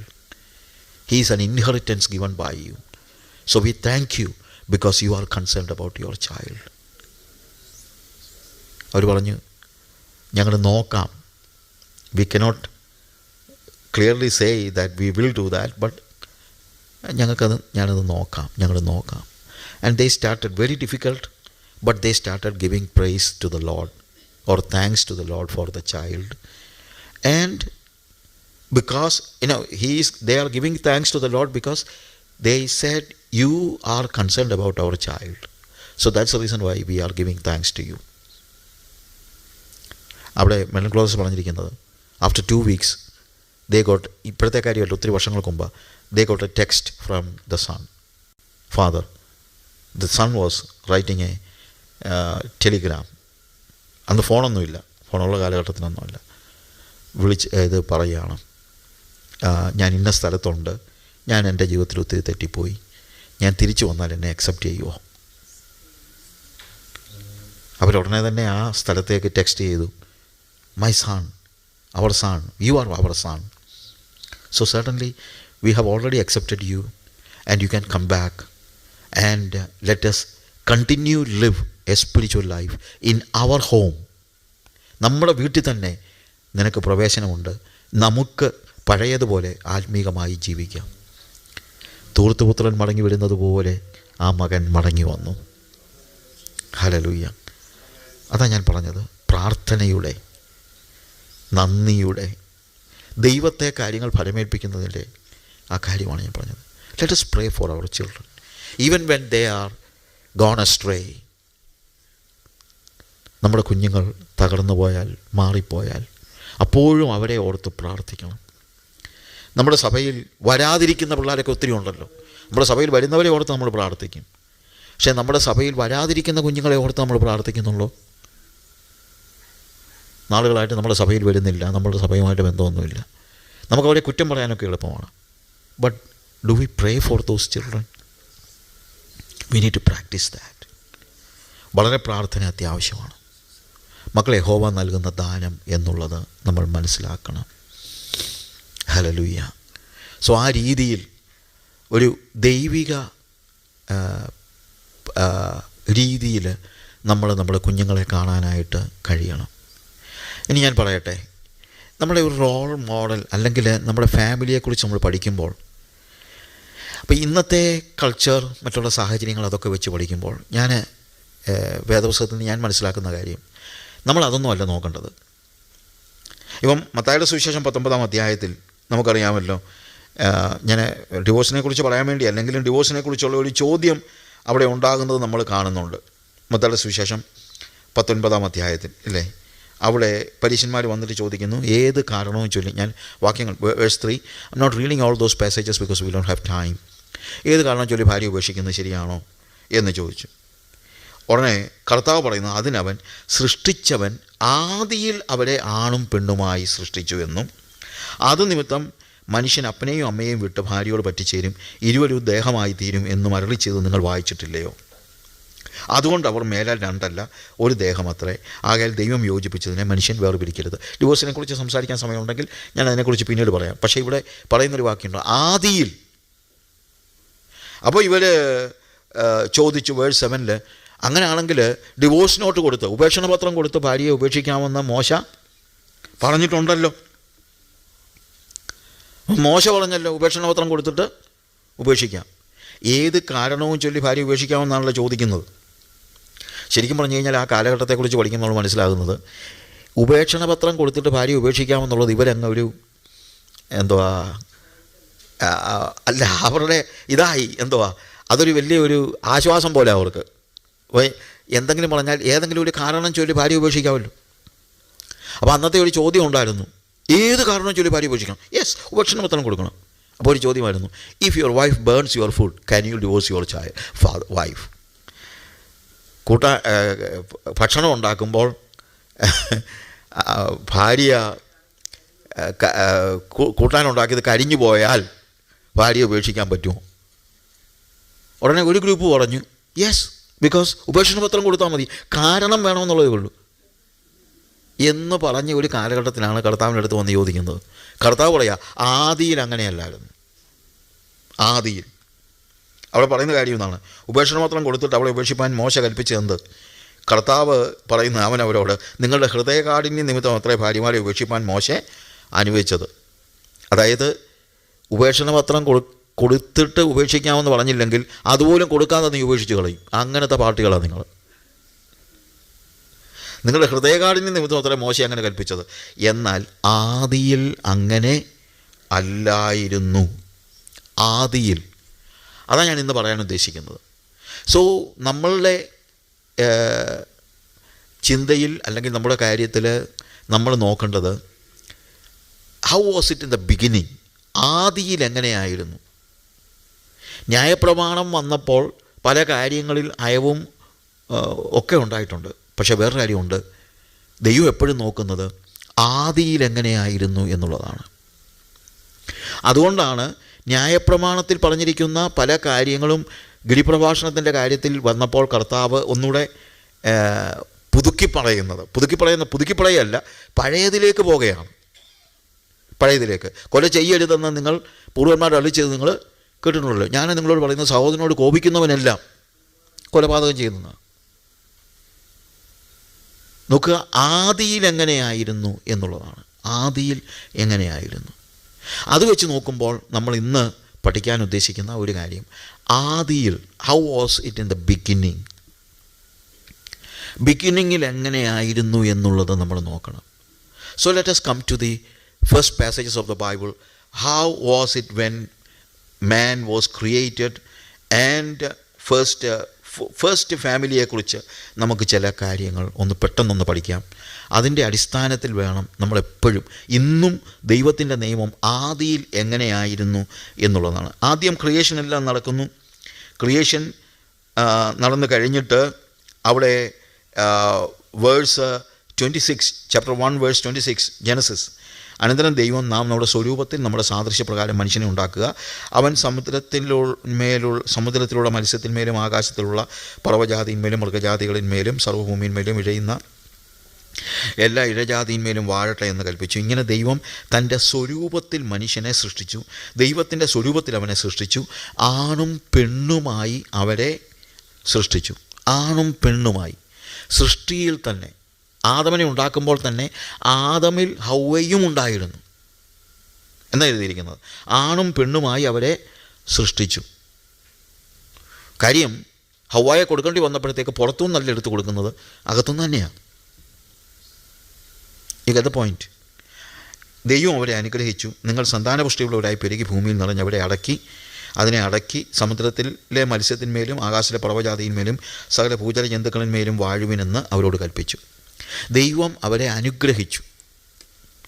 Old ടെസ്റ്റമെൻറ്റിൽ അനുഗ്രഹം കൊടുക്കുന്നത്, ദൈവം അനുഗ്രഹിക്കുന്നത് എപ്പോഴും മക്കൾക്കാണ്, മക്കളെയാണ്. അതായത് ഇവിടെ പറയുന്ന അനുഗ്രഹം എന്ന് പറയുന്നത് ചുമ്മാ പറയുന്നൊരു അനുഗ്രഹമല്ല. ഇപ്പോൾ ഒറീസയിലൊക്കെ ഞാൻ ചെല്ലുന്ന സമയത്ത് പിള്ളേരെയും കൊണ്ട് ചിലപ്പം അവർ പറയും, വരും, ഈ അപ്പനും അമ്മയൊക്കെ വരും, എന്നിട്ട് പറയും, ഭായ് സാബ് ആശീഷ് ദേന ഹെ ഉസ്കോ, ഇതിനെ അനുഗ്രഹിക്കണം. അപ്പം ഞാനെൻ്റെ തലയെ കൈവച്ച് അനുഗ്രഹിച്ച് പ്രാർത്ഥിക്കും. അങ്ങനെയുള്ള ഒരു കോമൺ ആയിട്ടുള്ള ഒരു അനുഗ്രഹമല്ല ഇത്. വേദപുസ്തകത്തിൽ പ്രത്യേകിച്ച് ഓൾഡ് ടെസ്റ്റമെൻറ്റിൽ നമ്മൾ കാണുമ്പോൾ അനുഗ്രഹം എന്ന് പറയുന്നത് it is given only for the children. മക്കൾക്ക് കൊടുക്കുന്നതാണ് ദൈവത്തിൻ്റെ അനുഗ്രഹം എന്ന് പറയുന്നത്. അപ്പോൾ ദൈവം ആദമിനെ, ഹവ്വയകത്തുണ്ട്, ആദമിനെ അനുഗ്രഹിച്ചു. അവിടെ എഴുതിയിരിക്കുന്നത് അവരെ എന്നാണ്. അവിടെ എഴുതിയിരിക്കുന്ന വാക്കതാണ്. ദൈവം അവരെ സൃഷ്ടിച്ചത് ആണും പെണ്ണുമായി അവരെ സൃഷ്ടിച്ചു. 2-ാമത്തെ അധ്യായത്തിൽ ആദമിൽ നിന്ന് ഹവ്വയെ എടുക്കുന്നുണ്ടെങ്കിലും ആദ്യം സൃഷ്ടിച്ചപ്പോൾ തന്നെ അവരെ സൃഷ്ടിച്ചത് എങ്ങനെയാണെന്ന് എഴുതിയിരിക്കുന്നത്, ദൈവം തൻ്റെ സ്വരൂപത്തിൽ മനുഷ്യനെ സൃഷ്ടിച്ചു, ദൈവത്തിൻ്റെ സ്വരൂപത്തിൽ അവനെ സൃഷ്ടിച്ചു, ആണും പെണ്ണുമായി അവരെ സൃഷ്ടിച്ചു. അവനെ സൃഷ്ടിച്ചു എന്ന് ആദ്യം പറഞ്ഞിട്ട് അതേ വാചകത്തിൽ തന്നെ പറയാണ്, ആണും പെണ്ണുമായി അവരെ സൃഷ്ടിച്ചു. He created dum. എന്നിട്ട് ഹി ബ്ലസ്സഡ് ദം. അവരെ അനുഗ്രഹിച്ചെന്ന് എഴുതിയിരിക്കുന്നത്. കാരണം എന്നാണ്, ദൈവം പറയുക, Adam, eve, you are my children, I bless you. അത് നമ്മൾ മനസ്സിലാക്കുന്നത് ലൂക്കോസിൻ്റെ സുവിശേഷത്തിൽ ജീനിയോളജി പറഞ്ഞു വരുമ്പോഴത്തേക്ക് നമ്മൾ കാണുന്നത് ഇത് ഓരോന്ന് പറഞ്ഞ് അവസാനം വരെ ശേത്ത് ആദമിൻ്റെ മകൻ, ആദം ദൈവത്തിൻ്റെ മകൻ. So God created Adam and Eve as the children of Adam, children of God. ദൈവത്തിൻ്റെ മക്കളായിട്ടാണ് ദൈവം ആദമിനെ ഹവ്വയെയും സൃഷ്ടിച്ചത്. അപ്പോൾ മനുഷ്യൻ്റെ കാര്യത്തിൽ, സൃഷ്ടിയുടെ കാര്യത്തിൽ ദൈവം സൃഷ്ടാവാണ്. God is the creator. But in the case of man, ദൈവം, he is not only the creator, he is the father. So we have a creator and father, and that is God. അത് നമ്മൾ മനസ്സിലാക്കണം. We are children of God. God created us as his children. ആഡമിനെ, മനുഷ്യനെ ദൈവം സൃഷ്ടിച്ചത് അവൻ്റെ മക്കളായിട്ടാണ്. അവനതൊക്കെ കളഞ്ഞേച്ചു പോയി, അത് ശരിയാണ്. അപ്പോൾ അതുകൊണ്ട് സൃഷ്ടി എന്ന നിലയിൽ ദൈവം ആടിനെയും പശുവിനെയും എല്ലാം സൃഷ്ടിച്ചു. പക്ഷെ ആടും പശുവൊക്കെ ദൈവത്തിൻ്റെ മക്കളാണെന്നല്ല, സൃഷ്ടിയാണ്. എന്നാൽ നമ്മളങ്ങനെയല്ല, നമ്മൾ ദൈവത്തിൻ്റെ മക്കളാണ്, അനുഗ്രഹിച്ചു. So that is the thing that we need to understand all the time, that we are the children of God. God is our Father. അത് നമ്മൾ മനസ്സിലാക്കേണ്ടത് അത്യാവശ്യമാണ്. പിന്നീട് 2-ാം അധ്യായത്തിലേക്ക് വരുമ്പോൾ അതിൻ്റെ ഒരു ഡീറ്റെയിൽഡ് വേർഷനാണ് 2-ാം അധ്യായത്തിൽ കാണുന്നത്. യഹോവയായ ദൈവം നിലത്തെ പൊടി കൊണ്ട്, വേഴ്സ് 7, ചാപ്റ്റർ 2 വേഴ്സ് 7, നിലത്തെ പൊടി കൊണ്ട് മനുഷ്യനെ നിർമ്മിച്ചിട്ട് അവൻ്റെ മൂക്കിൽ ജീവശ്വാസം ഊതി മനുഷ്യൻ ജീവനുള്ള ദേഹിയായി തീർന്നു. ജീവനുള്ള ദേഹമല്ല, ദേഹി. മറ്റു മൃഗങ്ങളൊക്കെ ജീവനുള്ള ദേഹമാണ്, പക്ഷേ നമ്മൾ ജീവനുള്ള ദേഹിയാണ്. We have a body, we have a soul, and അവിടെ എഴുതിയിരിക്കുന്നത് അനന്തരം ദൈവം അവൻ്റെ മൂക്കിൽ ജീവശ്വാസമൂതി. And God, the Bible says that God is spirit. ഞാൻ ചില സ്പീഡിൽ അങ്ങ് പറഞ്ഞു പോകുകയാണ്. God is spirit. So when he was breathing into the nostrils of man, he was implanting or he was transferring the spiritual faculty in man. അങ്ങനെയാണ് മനുഷ്യൻ. He has a body, he has a soul and also spirit. Spirit is part of God. ആത്മാവ് എന്ന് പറയുന്നത് ദൈവത്തിൻ്റെ അംശമാണ്. ഒരു ജീവിയുടെയും മൂക്കിൽ ദൈവം ജീവശ്വാസം ഊതിയില്ല. അതുകൊണ്ട് തന്നെ ഒരു ജീവിയിലും ആത്മാവില്ല. ആത്മാവ് മനുഷ്യനിൽ മാത്രമുള്ള കാര്യമാണ്. അങ്ങനെ ദൈവം ജീവനുള്ള മനുഷ്യനിലേക്ക് ദൈവം അവൻ്റെ ജീവനെ അഥവാ അവൻ്റെ സ്പിരിറ്റിനെ നൽകി. He became a spiritual being with a body. നമ്മൾ ചിലപ്പോൾ പറയും we are physical being with a spirit. അതല്ല correct. We are spiritual being with a body. ശരീരമുള്ള ഒരു ആത്മജീവിയാണ് നമ്മൾ, അല്ലാതെ ആത്മാവും കൂടെയുള്ള ഒരു ശരീരമല്ല. നമ്മുടെ ഇമ്പോർട്ടൻസ് എന്താണെന്ന് ചോദിച്ചു കഴിഞ്ഞാൽ, അല്ലെങ്കിൽ നമ്മുടെ ഡിഫറൻസ് എന്താണെന്ന് ചോദിച്ചു കഴിഞ്ഞാൽ, വി ആർ സ്പിരിച്വൽ ബീയിങ്സ്. പക്ഷേ അവിടെ പറയുന്നത് ആണും പെണ്ണുമായി അവിടെ സൃഷ്ടിച്ചെന്ന 1-ാം അധ്യായത്തിൽ പറയുന്നു. എന്നാൽ 2-ാം അധ്യായത്തിൽ നമ്മൾ കാണുന്നതെന്നറിയാമോ? ഏദൻ തോട്ടത്തിൽ അവനെ കൊണ്ടുപോയി വേലയ്ക്കാക്കി നന്മതിന്മകളെക്കുറിച്ചുള്ള അറിവിൻ്റെ വൃക്ഷഫലം തിന്നരുത് എന്ന് പറഞ്ഞു. 18-ാമത്തെ വാക്യത്തിൽ അനന്തരം യഹോവയായ ദൈവം മനുഷ്യൻ ഏകനായിരിക്കുന്നത് നന്നല്ല, ഞാൻ അവന് തക്കതായ ഒരു തുണ ഉണ്ടാക്കി കൊടുക്കും എന്ന് പറഞ്ഞു. It is not good for man to be alone, so I will give him a suitable companion. മനുഷ്യൻ ഏകനായിരിക്കുന്നത് നന്നല്ല. ഞാനിത് വായിച്ചു നോക്കുമ്പോൾ എനിക്ക് ഇഷ്ടപ്പെട്ടൊരു കാര്യമുണ്ട്. എന്നാണെന്നറിയാമോ? ബാക്കിയുള്ള എല്ലാ സൃഷ്ടിയും നടത്തി കഴിഞ്ഞപ്പോൾ കർത്താവ് പറയുന്നത് നല്ലത് എന്ന ദൈവം കണ്ടു, നല്ലത് എന്ന ദൈവം കണ്ടു, നല്ലത് എന്ന ദൈവം കണ്ടു. ആദ്യമായിട്ട് ദൈവത്തിൻ്റെ വായിൽ നിന്ന് നല്ലതല്ല എന്ന് കേൾക്കുന്നത് എപ്പോഴാണെന്നറിയാമോ? When man was alone. അതുകൊണ്ട് ഞാൻ അവന് തക്ക തുണയെ ഉണ്ടാക്കി കൊടുക്കും. അതുകൊണ്ട് പ്രിയമുള്ളവരെ, തക്ക തുണ അഥവാ ഹസ്ബൻഡ് ആൻഡ് വൈഫ്, ഭാര്യയും ഭർത്താവും വിവാഹിതരായി ജീവിക്കുന്നതെന്ന് പറയുന്നത് ദൈവത്തിൻ്റെ പ്ലാനാണ്. ദൈവത്തിൻ്റെ പ്ലാനാണ്. അതായത് സെലിബസി, വിവാഹം കഴിക്കാതെ ജീവിക്കുന്ന അവസ്ഥ എന്ന് പറയുന്നത് നാച്ചുറൽ അല്ല, നോർമൽ അല്ല.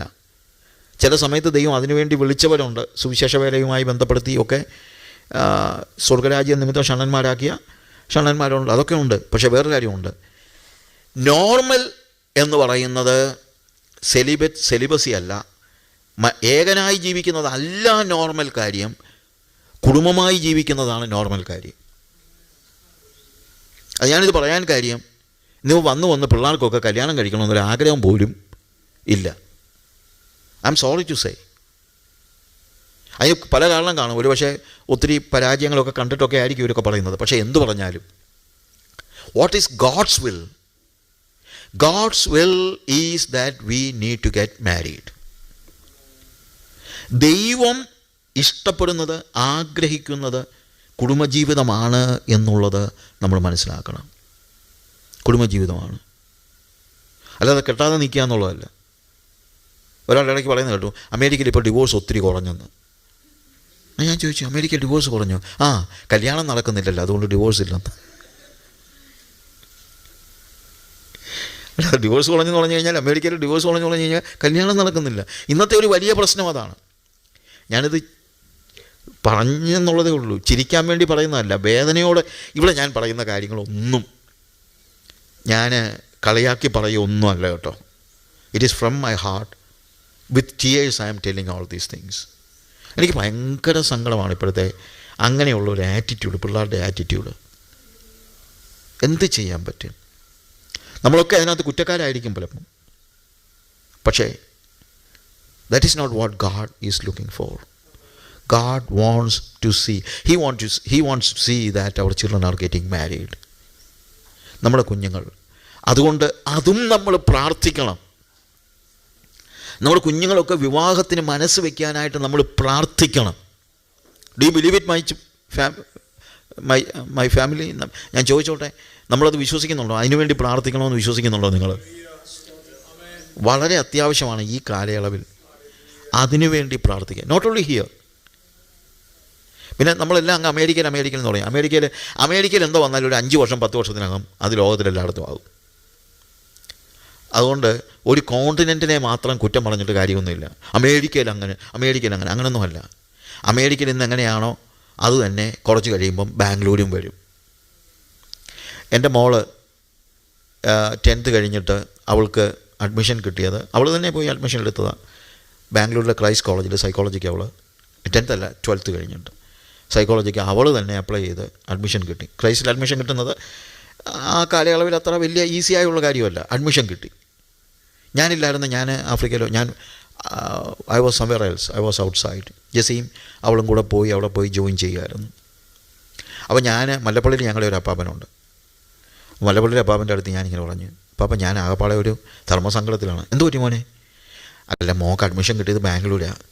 എനിക്കറിയാം, എൻ്റെ ഫാദറിൻ്റെ ബ്രദറും അവരെല്ലാം ഫാമിലിയായിട്ട് ബാംഗ്ലൂരിലാണ്. എനിക്ക് ബാംഗ്ലൂരുമായിട്ട് നല്ല ബന്ധം നേരത്തെ തൊട്ടുണ്ട്. ഞാൻ പറഞ്ഞു, എൻ്റെ ദൈവമേ, ബാംഗ്ലൂരിലെ കാര്യമൊന്നും പറയണ്ട. അതുകൊണ്ട് ഈ കുഞ്ഞിനെ അങ്ങോട്ട് പറഞ്ഞു വിടാൻ എനിക്ക് മാനസികമായിട്ട് ഇച്ചിരി ബുദ്ധിമുട്ടാണ്. പക്ഷേ അവൾക്ക് അഡ്മിഷൻ കിട്ടിയത് അവിടെയാണ്. പിന്നെ അപ്പാപ്പൻ എന്നോട് പറഞ്ഞൊരു കാര്യമുണ്ട്, മോനെ, മല്ലപ്പള്ളിക്കാരല്ല, നീ ചിന്തിക്കുന്ന പോലല്ല. പിഴയ്ക്കണമെങ്കിൽ ബാംഗ്ലൂർ പോകണമെന്നില്ല, അത് മല്ലപ്പള്ളിയിലാണെങ്കിലും പിഴയ്ക്കും. അപ്പം മോശപ്പെടണമെങ്കിൽ അമേരിക്ക വരണമെന്ന് നിർബന്ധമൊന്നും ഇല്ല. അത് ഇന്ത്യയിലാണെങ്കിലും എവിടെയാണെങ്കിലും പോകാനുള്ളതൊക്കെ അദ്ദേഹം വന്ന് പറഞ്ഞ കാര്യം ഞാനപ്പോൾ ആലോചിച്ചു. ദൈവകൃപയാൽ കുഞ്ഞുങ്ങളാരും തെറ്റിപ്പോയില്ല. എൻ്റെ മൂത്ത 2 മക്കളുടെ വിവാഹം കഴിഞ്ഞു. 2 പേരും വിവാഹം കഴിച്ചിരിക്കുന്നത് സുവിശേഷകരെയാണ്. മൂത്ത മോൾ, ഈ പറഞ്ഞ സൈക്കോളജി കഴിഞ്ഞ മോൾ, അവൾ ക്രൈസ്റ്റ് കോളേജിൽ നിന്ന് സൈക്കോളജി എടുത്തു. അത് കഴിഞ്ഞിട്ട് MDU എടുത്തു. അത് കഴിഞ്ഞിട്ട് ഈസ് മാരീഡ്. മോനാണെങ്കിൽ അവന് ഡൽഹി സെൻറ്റ് സ്റ്റീഫൻസിൽ പഠിച്ചുകൊണ്ടിരിക്കുന്ന സമയത്ത്, ഡൽഹി സെൻറ്റ് സ്റ്റീഫൻസ് അറിയാമല്ലോ, ഇറ്റ്സ് എ പ്രസ്റ്റീജിയസ് കോളേജ്. അവിടെ പഠിച്ചുകൊണ്ടിരിക്കുന്ന സമയത്ത് അവന് സുവിശേഷ വേലയ്ക്ക് വേണ്ടി ലാജി പോളൊക്കെ അവനെ ഒത്തിരി സ്വാധീനിച്ചത്, തീരുമാനമെടുത്തു. And he studied in the Bible seminary. And now they are doing ministry in north India. North ഇന്ത്യയിലെ പല സ്ഥലങ്ങളിലും പോവുകയും ബൈബിൾ പഠിപ്പിക്കും. He's A Bible teacher basically. നമ്മുടെ തന്നെ മിഷൻ, നമുക്ക് 100 മിഷണറീസ് പലയിടത്തായിട്ടുണ്ട്. ഒരു 80 ചർച്ചസ് തന്നെ പല സ്ഥലങ്ങളിലായിട്ടുണ്ട്. അവിടെയൊക്കെ പോവുകയും പഠിപ്പിക്കുകയും എല്ലാം ചെയ്തുകൊണ്ടിരിക്കുന്ന ഒരു സമയമാണ്. ഞാൻ പറഞ്ഞത് തെറ്റിപ്പോയില്ല, പക്ഷെ തെറ്റണമെങ്കിൽ ബാംഗ്ലൂർ പോകണമെന്നില്ല എന്നാണ് ഞാൻ പറഞ്ഞത്. എവിടെ വേണമെങ്കിലും ഇതൊക്കെ സംഭവിക്കാം. അതുകൊണ്ട് we need to be very careful about all these things. ഇതിനെക്കുറിച്ച് നമ്മൾ വളരെ, അപ്പോൾ അതുകൊണ്ട് കർത്താവ് പറഞ്ഞു മനുഷ്യൻ ഏകനായിരിക്കുന്നത് നന്നല്ല. പ്രിയമുള്ളവരെ, ദാറ്റ് ഈസ് വെരി ഇമ്പോർട്ടൻറ്റ്. മനുഷ്യൻ ഏകനായിരിക്കുന്നതല്ല, ഞാൻ അവന് തക്ക തുണയെ ഉണ്ടാക്കി കൊടുക്കും. അതെനിക്ക് ഭയങ്കരമായിട്ട് ഇഷ്ടപ്പെട്ടു. കർത്താവ് പറഞ്ഞില്ല, മോനെ നീ തന്നെ ഇരിക്കുന്ന കണ്ടിട്ട് എനിക്ക് ഒത്തിരി സങ്കടം, ഇവിടെ പോയി എവിടുന്നെങ്കിലും ഉള്ളതിനെ പിടിച്ചോണ്ട് വാടാ എന്ന് പറഞ്ഞില്ല. I will make him a suitable companion. തക്ക തുണയെ ഉണ്ടാക്കി കൊടുക്കും. സ്യൂട്ടബിൾ കമ്പാനിയൻ, ഇണയല്ല, മെയ്റ്റല്ല, companion. So in family life they are not just mates, ഇണകളല്ല. പക്ഷേ മനുഷ്യൻ നോക്കുകയാണെങ്കിൽ കർത്താവ് പറഞ്ഞു ഞാൻ അവന് തക്ക തുണയെ ഉണ്ടാക്കി കൊടുക്കും. നമ്മുടെ വിവാഹങ്ങളിലൊക്കെ ഇപ്പം പിള്ളേർ തമ്മിൽ ആരെങ്കിലും കണ്ടോ എന്നുള്ളതല്ല ഞാൻ പറയുന്നത്, കാണുന്നതിനകത്തെ കുറ്റമൊന്നുമല്ല ഞാൻ പറയുന്നത്. പക്ഷേ വേറെ കാര്യമുണ്ട്. Finally we need to commit our life before God and let God give a wife. നേരത്തെ നോക്കരുത്, കാണരുത് എന്നൊന്നുമല്ല ഞാൻ പറയുന്നത്. ഇപ്പം ഒരു പക്ഷേ കുഞ്ഞുങ്ങൾ അവരുടെ താല്പര്യം, പക്ഷേ അവരുടെ താല്പര്യം അനുസരിച്ച് അങ്ങനെ അങ്ങ് പോകരുത്. Put that before God. കർത്താവേ, എനിക്ക് ഇങ്ങനെ, ആത്മീയരായ പിള്ളേർ അങ്ങനെ തന്നെ ചെയ്യും. എനിക്കിങ്ങനെ ഈ പെൺകുട്ടിയുമായിട്ട് എനിക്കൊരു സ്നേഹമുണ്ട്. What is your opinion? I'm 100%. If it is not God's will, I'm happy that it is. If it is not happening, that's okay. ഞങ്ങളുടെ വിവാഹത്തിൻ്റെ സമയത്തൊക്കെ പ്രൊഫസർ മാത്യു തോമസും വൈഫുമാണ് ഞങ്ങളുടെ കല്യാണം ആലോചിക്കുന്നത് തന്നെ. ഒക്കെ ശരിയാണ്. ജെസ്സി പറയുന്നത് കല്യാണത്തിൻ്റെ തലേ ദിവസം അവിടെ പ്രാർത്ഥിച്ചെന്ന, കർത്താവേ നിൻ്റെ ഹിതം അല്ലെങ്കിൽ ഇത് ഇന്ന് മാറിപ്പോണേ. ഞാൻ പറഞ്ഞത് ആത്യന്തികമായി നമ്മൾ ദൈവത്തിന് ഈ കാര്യം ഏൽപ്പിച്ചു കൊടുക്കാൻ. നമ്മളും മനസ്സിലാക്കണം, നമ്മുടെ കുഞ്ഞുങ്ങളും അത് മനസ്സിലാക്കണം. ആത്മീയരായ കുഞ്ഞുങ്ങൾ അത് മനസ്സിലാക്കണം. ദൈവത്തെ ഏൽപ്പിക്കണം. ദൈവത്തെ ഏൽപ്പിച്ചാൽ നമുക്ക് ലഭിക്കുന്നത് തക്ക തുണയായിരിക്കും, അല്ലെങ്കിൽ ഇണയായിരിക്കും. ചിലർക്ക് ഇണ മതി, എന്തെങ്കിലും ഒന്നിനെ കിട്ടിയാൽ മതി എന്നുള്ളതാണ്. എൻ്റെ ഒരു കൂട്ടുകാരൻ്റെ അവൻ്റെ അനിയൻ ചേട്ടനോട് പറഞ്ഞു, ഇവിടെ പെട്ടെന്ന് കല്യാണം കഴിക്കണം, ഇല്ല എനിക്ക് കിട്ടണമെന്ന്. ഉടനെ പറഞ്ഞു, നീ ഏതിനെയാണ് കിട്ടുന്നത്?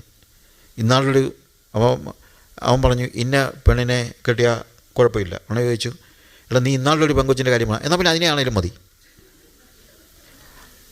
എടാ അവളൊരു പെങ്കൊച്ചുണ്ട്, അതിനെ നോക്കിയാലോ, എന്നാൽ പിന്നെ അതായിക്കോട്ടെ. അവൻ ഏതെങ്കിലും ഒന്നിനെ വേണം, അത്രയേ ഉള്ളൂ. അപ്പോൾ അത് ഇണയാണ്, ഇണ. അപ്പോൾ അത് പുറമേ ഉള്ള കാര്യങ്ങളൊക്കെ നോക്കിയാണ് അത് പലപ്പോഴും ചെയ്യുന്നത്. പണ്ടല്ല, അടുത്ത സമയത്താണ് ഒരു കല്യാണത്തിൻ്റെ ഫസ്റ്റ് നൈറ്റിൽ ഭാര്യയും ഭർത്താവും കൂടി ഇങ്ങനെ സംസാരിച്ച കൂട്ടത്തിൽ ഭർത്താവ് ഭാര്യയോട് ചോദിച്ചു, എടി നിന്നെ ഞാൻ കാണാൻ വന്നപ്പോൾ, അവർ ഒത്തിരി അങ്ങനെ കണ്ട് പരിചയപ്പെട്ട, അല്ലെങ്കിൽ അങ്ങനെയുള്ള കല്യാണമല്ല, പഴയ കല്യാണമല്ലേ, അപ്പം എന്നിൽ ഏറ്റവും കൂടുതൽ നീ ഇഷ്ടപ്പെട്ടത് എന്താ? ഉടനെ അവൾ പറഞ്ഞു, നിങ്ങൾ വന്ന് എൻ്റെ അടുത്ത് വന്ന് ചിരിച്ചു കഴിഞ്ഞപ്പം നിങ്ങളെ ആ പല്ലുമൊക്കെ കണ്ടപ്പോൾ ഞാൻ ചിന്തിച്ചു, കെട്ടുകയാണെങ്കിൽ ഈ ചെറുക്കനെ കെട്ടണം, എന്നാ നല്ല ചിരിയാ. അപ്പോൾ ഇയാളുടെ മുഖം ഒന്ന് മങ്ങി. എന്നിട്ട് ചോദിച്ചു, അതിരിക്കട്ടെ, എന്നെ നിങ്ങൾ കണ്ടപ്പോൾ നിങ്ങൾക്ക് ഏറ്റവും കൂടുതൽ ഇഷ്ടപ്പെട്ടത് എന്താണെന്ന് ഭാര്യ ചോദിച്ചു. അത് ഞാനവിടെ വന്നപ്പോൾ നിൻ്റെ മുടി കണ്ടപ്പം എൻ്റെ ദൈവമേ, കെട്ടുകയാണെങ്കിൽ ഈ പെണ്ണിനെ കെട്ടണം. അങ്ങനെ രണ്ടുപേരും ഇങ്ങനെ ഇരുന്ന കൂട്ടത്തിൽ ഭർത്താവ് പറഞ്ഞു, എടി എൻ്റെ ചിരി നല്ലതാണെങ്കിലും പല്ല് വെപ്പുമല്ല, രാത്രി ഞാനിതങ്ങ് മാറ്റി വെക്കട്ടെ, ഞാനിതങ്ങ് അഴിച്ചു വെക്കട്ടെ എന്ന് പറഞ്ഞു. ഉടനെ പെണ്ണുമ്പോൾ പറയുക, എന്നാൽ പിന്നെ ഞാൻ എൻ്റെ മുടിയും അങ്ങ് എടുത്തു വെച്ചേക്കാവുന്നു, കാര്യം അതും വെപ്പാ. ഞാൻ പറഞ്ഞ മനസ്സിലായില്ലേ? ഇണയെ തിരക്കി പോകുന്നതല്ല തുണ. കർത്താവ് തന്നാൽ അത് തുണയായിരിക്കും, അതിന് സംശയമില്ല. ഞാൻ അവന് തക്ക തുണയെ ഉണ്ടാക്കി കൊടുക്കും. അങ്ങനെ തക്ക തുണയെ ഉണ്ടാക്കി കൊടുത്തപ്പോൾ എങ്ങനെയാണ് കർത്താവ് അവിടെ പറയുന്നത്? ദൈവം എന്തു ചെയ്യുന്നു? ദൈവം അവനൊരു വലിയ ഒരു മനുഷ്യനൊരു ഗാഠനിദ്ര വരുത്തി എന്നാണ് പറഞ്ഞിരിക്കുന്നത്, ഒരു ഗാഠനിദ്ര. എന്നിട്ട് അവൻ ഉറങ്ങിയപ്പോൾ ആദ്യത്തെ സർജറിയാണ്, അനസ്തീഷ്യയൊക്കെ കൊടുത്ത്, ഞാൻ പറഞ്ഞത് ഹ്യൂമൻ വേയിൽ പറഞ്ഞു കഴിഞ്ഞാൽ അനസ്തീഷ്യയൊക്കെ കൊടുത്തു, നല്ല ഒരു ഗാഠനിദ്ര. എന്നിട്ട് ഉറങ്ങിക്കിടന്നപ്പോൾ വാരിയല് ഒന്നെടുത്ത് അതിന് പകരം മാംസം പിടിപ്പിച്ചു.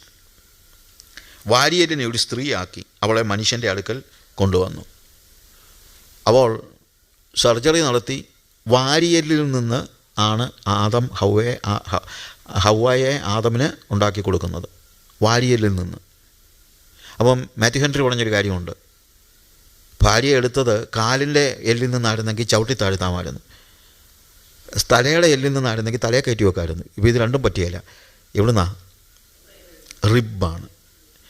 The closest bone to the heart, ഹൃദയത്തോട് ചേർന്നിരിക്കുന്ന എല്ലാണ്.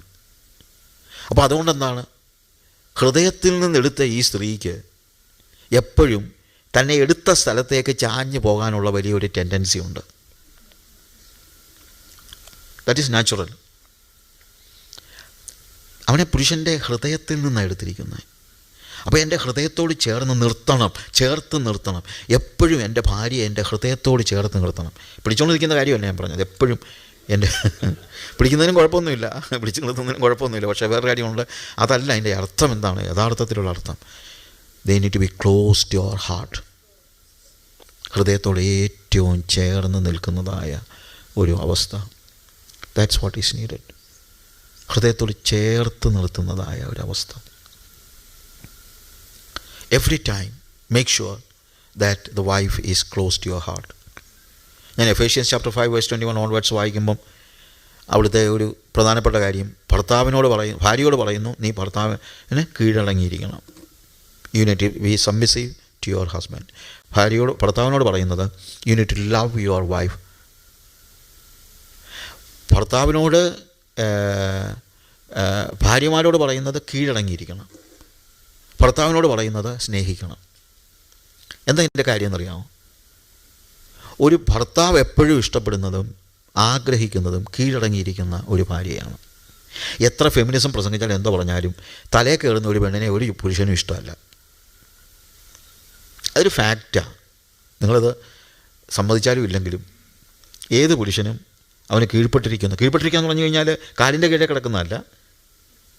ഞാൻ പറഞ്ഞ കാലിൻ്റെ കീഴെ കിടക്കണമെന്നല്ല പറയുന്നത്. സബ്മിസീവായിട്ടുള്ള തലയിൽ കയറുന്ന ഒരു പെണ്ണിനെ ആർക്കും ഇഷ്ടമല്ല. അപ്പോൾ അതുകൊണ്ട് ഭാര്യയോട് പറയാണ്, നീ കീഴടങ്ങിയിരിക്കണം, അനുസരിക്കണം. എന്നാൽ ഭർത്താവിനോട് പറയാണ്, ഒരു ഭാര്യ ഏറ്റവും കൂടുതൽ ആഗ്രഹിക്കുന്നത് ഭർത്താവിൻ്റെ സ്നേഹമാണ്. പണ്ട് നമ്മുടെ പെണ്ണുങ്ങളൊക്കെ പറയുന്നത് കേട്ടിട്ടില്ലേ, അങ്ങനെ എനിക്കൊന്നും തന്നില്ലെങ്കിലും വേണ്ടിയല്ലായിരുന്നു, എന്നെ ഒന്ന് സ്നേഹിച്ചാൽ മതിയായിരുന്നെന്ന്. കാര്യം അവർക്ക് ഏറ്റവും ആവശ്യമുള്ളത് സ്നേഹമാണ്. It is love. So give love to your wife. ഇവിടെയും the woman is taken from the റിബിൽ നിന്ന് എടുത്തിരിക്കുന്നത് എന്നുള്ളത് നമ്മൾ മനസ്സിലാക്കണം. അങ്ങനൊരു സാഹചര്യത്തിൽ ആ നിലയിൽ എപ്പോഴും നമ്മളോട് ചേർത്ത് നിർത്തുന്ന ഒരു അനുഭവം. അങ്ങനെ ഈ സ്ത്രീയെ മുന്നിൽ കൊണ്ട് നിർത്തിക്കഴിഞ്ഞ് ആദ്യമായിട്ട് കാണുന്നത്, ഞാൻ ഒരു 5-10 മിനിറ്റൂടെ എടുക്കുകയാണ്, പിന്നെ അത് അനുസരിച്ച് ഞാൻ കുറച്ചോളാം. പെട്ടെന്ന് ഇതൊന്ന് പറഞ്ഞു നിർത്താൻ വേണ്ടി പെട്ടെന്ന് അവിടെ പറയുന്നതായ ഒരു കാര്യം, അപ്പോൾ മനുഷ്യൻ ഇത് എൻ്റെ അസ്ഥിയിൽ നിന്ന് അസ്ഥിയും എൻ്റെ മാംസത്തിൽ നിന്ന് മാംസവും ആകുന്നു, ഇവളെ നരനിൽ നിന്നെടുത്തിരിക്കിയാൽ നാരി എന്ന് പേരാകുമെന്ന് പറഞ്ഞു. She is bone of my bone and flesh of my flesh. എൻ്റെ അസ്ഥിയിൽ നിന്ന് അസ്ഥിയും മാംസത്തിൽ നിന്ന് മാംസവുമാകുന്നു. She shall be called woman because she was taken out of man. She is part of me. അവൻ പറയുന്ന ഇതാണ്, എൻ്റെയാണ്, എൻ്റെ അസ്ഥിയിൽ നിന്ന് അസ്ഥിയാണ്, എൻ്റെ മാംസത്തിൽ നിന്ന് മാംസമാണ്, എന്നിൽ നിന്ന് എടുത്തിരിക്കുകയാണ്. You see the difference. അവൻ പറയാണ്, she is mine and she is totally എൻ്റെയാണ്, എൻ്റെ അസ്ഥിയിൽ നിന്ന് അസ്ഥിയാണ്. അതായത് എനിക്കും അവൾക്കും തമ്മിൽ വ്യത്യസ്തമായ ഒരു ഐഡൻറ്റിറ്റി ഇല്ല. ഞങ്ങളുടെ ഐഡൻറ്റിറ്റി ഒന്നാണ്. ഞാൻ ഈ പഴയ കാലത്ത് ഒത്തിരി നോവൽസ് വായിക്കുമായിരുന്നു പണ്ട്. അപ്പോൾ ഈ വേൾഡ് ക്ലാസിക്കുകളൊക്കെ ഞാൻ വായിച്ചിട്ടുണ്ട് ഒത്തിരി. അപ്പോൾ ഇതിനകത്തെല്ലാം പുരുഷൻ സ്ത്രീയെ കാണുമ്പം സംസാരിക്കുന്ന ഒത്തിരി വാക്കുകളുണ്ട്. മലയാളത്തിൽ പറഞ്ഞു കഴിഞ്ഞാൽ നീ എൻ്റെ കണ്ണാ, എൻ്റെ കരളാ എന്നൊക്കെ പറയുന്ന ഒത്തിരി. പക്ഷേ ഇന്ന് വരെ ഒരു നോവലിനകത്തും നീ എൻ്റെ അസ്ഥിയിൽ നിന്ന് അസ്ഥിയും മാംസത്തിൽ നിന്ന് മാംസമാണെന്ന് പറഞ്ഞു കേട്ടിട്ടില്ല. ഇത്തരം ഡീപ്പ് റിലേഷൻഷിപ്പ് കണ്ണൊക്കെ ചിലപ്പോൾ മാറ്റി വെക്കാൻ പറ്റും, പക്ഷെ ഇത് മാറ്റാനൊന്നും പറ്റില്ല. അതായത് ഡിഫറൻ്റ് ആയിട്ടുള്ളൊരു ഐഡൻറ്റിറ്റി ഇല്ല എന്നാണ് പറയുന്നത്. ആദം പറയുന്നത്, എനിക്ക് ഇവളെ ഇല്ലാതെ ഒരു ഐഡൻറ്റിറ്റി വേണ്ട. She is totally mine. നമ്മുടെ ഐഡൻറ്റിറ്റിയുടെ ഭാഗമാകണം. നമ്മൾ പലപ്പോഴും ഉണ്ടാകുന്നൊരു പ്രോബ്ലം എവിടെയാണ് ഈ കുടുംബ ബന്ധങ്ങളൊക്കെ തകരുന്നറിയാമോ? കുടുംബ ബന്ധങ്ങളൊക്കെ തകരുന്നത് അവനവൻ്റെ കാര്യം നോക്കി.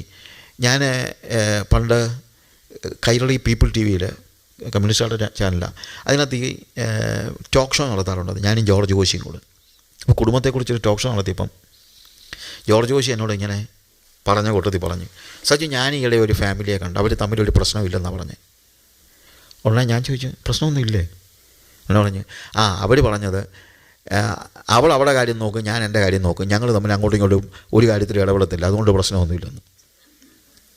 അതായത് അങ്ങോട്ടും ഇങ്ങോട്ടും ഒരു കാര്യത്തിൽ ഇടപെടത്തില്ല, ഞങ്ങൾ ഒരു മുറി കിടന്ന് ഉറങ്ങുന്നെന്നുള്ളതല്ലാതെ വേറെ ഒരു ബന്ധമില്ല. അവിടെ പൈസ അവിടെ പൈസ, എൻ്റെ പൈസ എൻ്റെ പൈസ, അവിടെ മുറി അവിടെ മുറി, എൻ്റെ മുറി എൻ്റെ മുറി, ഞങ്ങൾ തമ്മിലൊരു പ്രശ്നവുമില്ല. അങ്ങനെ ആയ പ്രശ്നം ഉണ്ടാകത്തില്ല. പക്ഷേ വേറെ കാര്യമുണ്ട്, അതൊരു കുടുംബജീവിതമല്ല. കുടുംബജീവിതം എന്ന് പറയുന്നത് ടോട്ടൽ ഐഡൻറ്റിറ്റി. എനിക്ക് ജെസ്സി ഇല്ലാതെ ഒരു ഐഡൻറ്റിറ്റി ഇല്ല. അങ്ങനെ ഐഡൻറ്റിറ്റി എനിക്ക് വേണ്ട. അതാണ് ക്രിസ്തീയ കുടുംബജീവിതം എന്ന് പറയുന്നത്. ഭാര്യയുമായിട്ടുള്ള അങ്ങനെയുള്ള അഭേദ്യമായ ബന്ധം നമുക്കുണ്ടാകണം. That's what we see here. ഇവിടെ എന്നിൽ നിന്നാണ് എടുത്തിരിക്കുന്നതാണ് ആദം പറയുന്നത്. എന്നിൽ നിന്നാണ് എടുത്തിരിക്കുന്നത്. She is mine, she is part of me.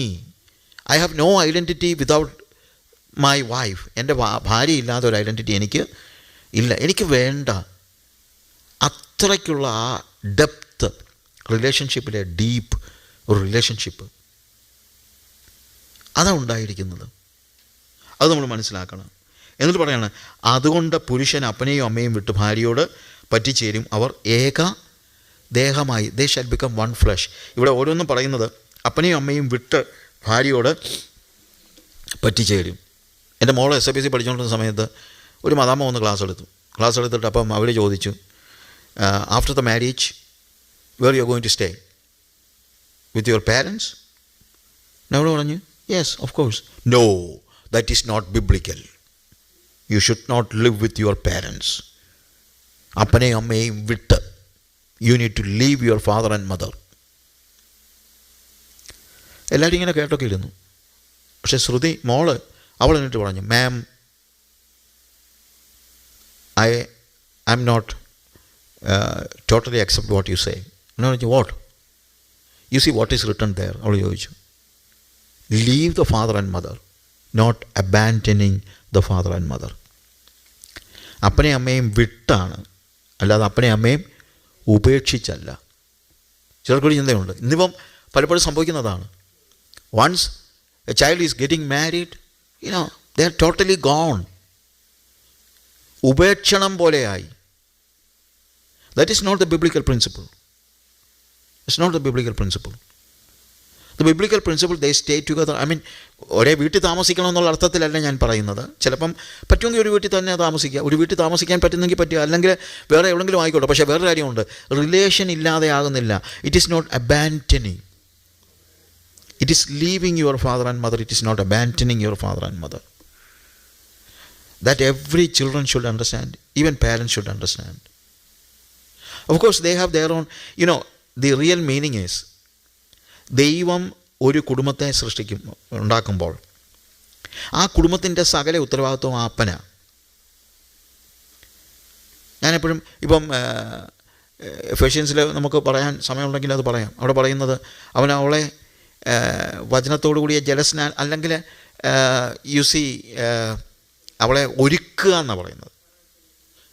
കറ ചുളുക്കം പാട്ടം മാലിന്യമൊന്നും ഇല്ലാതെ ദൈവസന്നിധി നിർത്തുന്നതിന് ഒരുക്കുക എന്ന് പറയുന്നത്. അപ്പം ആ ഒരുക്കുക എന്ന് പറയുന്ന ആ ഒരു കാര്യത്തിൽ എന്താണ് ബിക്കോസ് ഐ എം റെസ്പോൺസിബിൾ. ഞാൻ പറയട്ടെ, ജെസ്സി എന്തെങ്കിലും തെറ്റ് കാണിച്ചാൽ ദൈവം ആദ്യം ചോദിക്കുന്നത് എന്നോടാണ്. ഇപ്പോൾ ആദമും ഹവ്വയും അവർ പഴം പറിച്ചു തിന്നു. ശരിക്കും പഴം പറിച്ച് തിന്നത് ആരാണ്?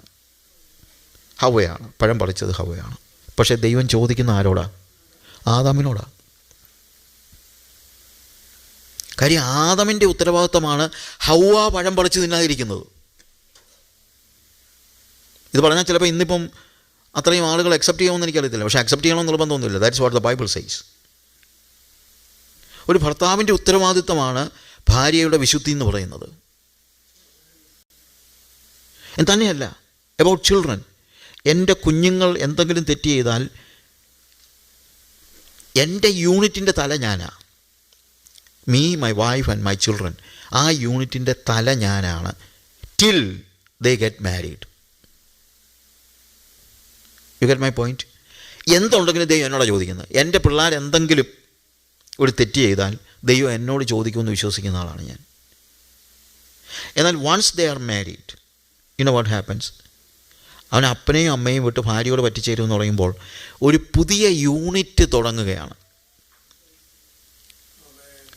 അപ്പോൾ എൻ്റെ മകൻ അവൻ വിവാഹം കഴിക്കുന്ന സമയം മുതൽ അവൻ്റെ ഭാര്യയുടെ ഉത്തരവാദിത്വം എൻ്റെ മകൻ്റെ മേലാണ്. പിന്നെ അവരൊരു യൂണിറ്റാണ്. You see the difference? അതാണ് ഈ വിടുക എന്ന് പറഞ്ഞു കഴിഞ്ഞാൽ, ലീവ് എന്ന് പറഞ്ഞു കഴിഞ്ഞാൽ, ഈ കുടുംബ യൂണിറ്റിൽ നിന്ന് മാറി ഒരു പുതിയ കുടുംബം തുടങ്ങുന്നു. പക്ഷേ എൻ്റെ കുടുംബത്തിലും ദൈവമാണ് ആത്യന്തികമായി നമ്മളെ നയിക്കുകയും നടത്തുകയും ചെയ്യുന്നത്. അവരുടെ കുടുംബത്തിലും ദൈവമാണ്. It is God. അതുകൊണ്ട് മനുഷ്യൻ അപ്പനോടും അമ്മയെയും വിട്ട് ഭാര്യയോട് പറ്റിച്ചേരും, അവർ ഏകദേഹമായി തീരും. എൻ്റെ അവസാനത്തെ വാചകം കൂടെ അവിടെ പറയുന്ന കാര്യങ്ങൾ ഞാൻ പെട്ടെന്ന് പറയട്ടെ. മനുഷ്യനും ഭാര്യയും ഇരുവരും നഗ്നരായിരുന്നു, അവർക്ക് നാണം തോന്നിയില്ല താനും. എന്താ അതിൻ്റെ അർത്ഥം? അവർ തുണി ഉടുത്തില്ലെന്നുള്ള അർത്ഥത്തിലല്ല. അതല്ല അവിടുത്തെ മീനിങ്. അതായത് നമ്മളിപ്പം നമ്മൾ പെട്ടെന്ന് നമ്മൾ വീട്ടിലെ കാര്യങ്ങളും കയ്യിൽ വരികയാണെങ്കിൽ പെട്ടെന്ന് പോയി ഡ്രസ്സൊക്കെ എടുത്തിടുന്നതിൻ്റെ കാര്യമില്ല. We have some private parts and we do not want to expose our private parts to others. മറ്റുള്ളവരിലേക്ക് എൻ്റെ പ്രൈവറ്റായിട്ടുള്ള എൻ്റെ ബോഡിയിൽ, എൻ്റെ ബോഡി എനിക്ക് മറ്റൊരാളെ കാണിക്കുന്ന ഇഷ്ടമില്ല. എനിക്കങ്ങനെ ഒരു പ്രൈവസി ഉണ്ട്. എൻ്റേതായ ഒരു ലോകം എനിക്കുണ്ട്. പക്ഷേ ആദ്യത്തെ ഭാര്യയും ഭർത്താവും അവരുടെ ജീവിതത്തിൽ, ഭാര്യയും അവിടെ എഴുതിയിരിക്കുന്ന മനുഷ്യനും ഭാര്യയും ഇരുവരും നഗ്നരായിരുന്നു. അവർക്ക് നാണം തോന്നിയില്ല. അവർക്ക് പ്രൈവറ്റായിട്ടുള്ളൊരു ലോകമില്ലായിരുന്നു.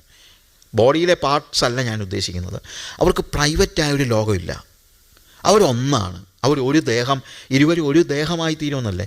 അവരൊന്നാണ്.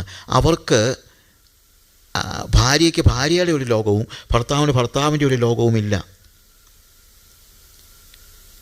ഞാൻ അന്ന് ടി വിയിലെ ആ പ്രോഗ്രാമിന് പറഞ്ഞതുപോലെ, ജോർജ് ജോഷി പറഞ്ഞതുപോലെ, അവർ തമ്മിലൊരു പ്രശ്നമില്ല. കാര്യം എന്താണെന്ന് വെച്ച് കഴിഞ്ഞാൽ അവർക്ക് അവരുടെ ലോകം, ഭാര്യയ്ക്ക് ഭാര്യയുടെ ലോകം, ഭർത്താവിന് ഭർത്താവിൻ്റെ ലോകം. അവർ തമ്മിൽ ഒരു കാര്യവും ഡിസ്കസ് ചെയ്യത്തില്ല, ഒരു കാര്യമില്ല. അങ്ങനെയല്ല. ഭാര്യയും ഭർത്താവും ഒന്നാണ്.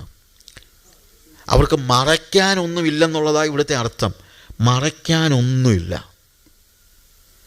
കുടുംബ ബന്ധത്തിൽ ഭാര്യയ്ക്കും ഭർത്താവിനും മറയ്ക്കാനൊന്നുമില്ലാത്ത അവസ്ഥയാണ് യഥാർത്ഥ ആത്മീയ കുടുംബത്തിൻ്റെ പ്രത്യേകത. ഭാര്യയ്ക്ക് മറയ്ക്കാനൊന്നുമില്ല, ഭർത്താവിന് മറയ്ക്കാനൊന്നുമില്ല. ഒരു പ്രൈവറ്റ് ലോകമില്ല. ഇന്നത്തെ ഒരു പ്രശ്നം നമ്മളെല്ലാം പ്രൈവറ്റായിട്ടുള്ള അവരവരുടെ ഒരു ലോകമുണ്ട്. അതിലേക്ക് കടക്കാൻ സ്വന്തം ഭാര്യയെപ്പോലും ആരും അനുവദിക്കത്തില്ല. എൻ്റെ പ്രൈവറ്റ് ലോകത്തിലേക്ക് കടക്കാൻ എൻ്റെ ഭാര്യയെപ്പോലും അനുവദിക്കാതിരിക്കുന്നത് ബിബ്ലിക്കൽ പ്രിൻസിപ്പിൾ അല്ല. എനിക്കൊരു പ്രൈവറ്റ് ലോകമില്ലാത്ത ഒരവസ്ഥ. ഇന്നിപ്പം മൊബൈൽ ഫോണും മറ്റുള്ള കാര്യങ്ങളും. അപ്പം സാധാരണ ഒരു ഉദാഹരണമായിട്ട് ഞാൻ പറയാറുള്ളൊരു കാര്യമുണ്ട്. ഒരുത്തന് പെട്ടെന്ന് നെഞ്ചിന് വേദന വന്നു, ഹാർട്ട് അറ്റാക്ക് ആണെന്ന് തോന്നുന്നു, അങ്ങനെ വരിക, ഭയങ്കര പെയിൻ എടുത്ത് കഴിഞ്ഞപ്പം പെട്ടെന്ന് ഭാര്യയെ വിളിച്ചിട്ട് പറഞ്ഞു, നീ ജോർജ് കുട്ടി ഒന്ന് വിളിച്ചേ, വണ്ടിയും കൊണ്ടൊന്ന് വരാൻ പറ. ഇപ്പം ഡ്രൈവ് ചെയ്ത് പോകാൻ പറ്റിയല്ലോ. ജോർജ് കുട്ടി ഒന്ന് വിളിച്ചേ, വണ്ടിയും കൊണ്ട് വരാൻ പറ, ഞാനിപ്പം ചാകും. അവിടെ ഭാര്യ ഭർത്താവിൻ്റെ മൊബൈൽ ഫോൺ എടുത്തിട്ട് പറഞ്ഞു, ജോർജ് കുട്ടിയുടെ നമ്പർ ഒന്ന് പറയണമല്ലോ, നിങ്ങളിതിൻ്റെ പാസ്വേഡ് ഒന്ന് പറഞ്ഞേ. ഏതാ? ജോർജ് കുട്ടിയെ വിളിക്കാൻ നിങ്ങളുടെ ഫോണിൻ്റെ പാസ്വേഡ് ഒന്ന് പറഞ്ഞേ. എന്നെ ഭർത്താവ് പറയാം, വേദനയ്ക്ക് ഇച്ചിരി കുറവുണ്ട്.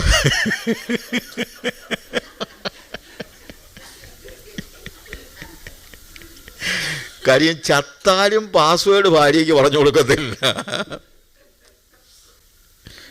പ്രൈവറ്റ് ലോകം നോ. അവരിരുവരും നഗ്നരായിരുന്നു. അവർക്ക് നാണം തോന്നിയില്ല. അവർക്കൊരു പ്രൈവറ്റ് ലോകമില്ലായിരുന്നു. അങ്ങനെ ഒരു സ്റ്റേജാണ് നമുക്ക് ആവശ്യമായിരിക്കുന്നത്. അതാണ് കുടുംബജീവിതത്തിൽ നമ്മൾ ഓർക്കേണ്ടത്. എല്ലാം ഓപ്പണായിട്ടുള്ള പ്രൈവറ്റ് ലോകമില്ലാത്ത, എനിക്ക് മറയ്ക്കാനൊന്നുമില്ല. എൻ്റെ ഭാര്യയിൽ നിന്നോ എൻ്റെ മക്കളിൽ നിന്നോ എനിക്ക് മറയ്ക്കാനൊന്നുമില്ല. അല്ലാത്തവരിൽ നിന്ന് പോലും മറയ്ക്കാനില്ല.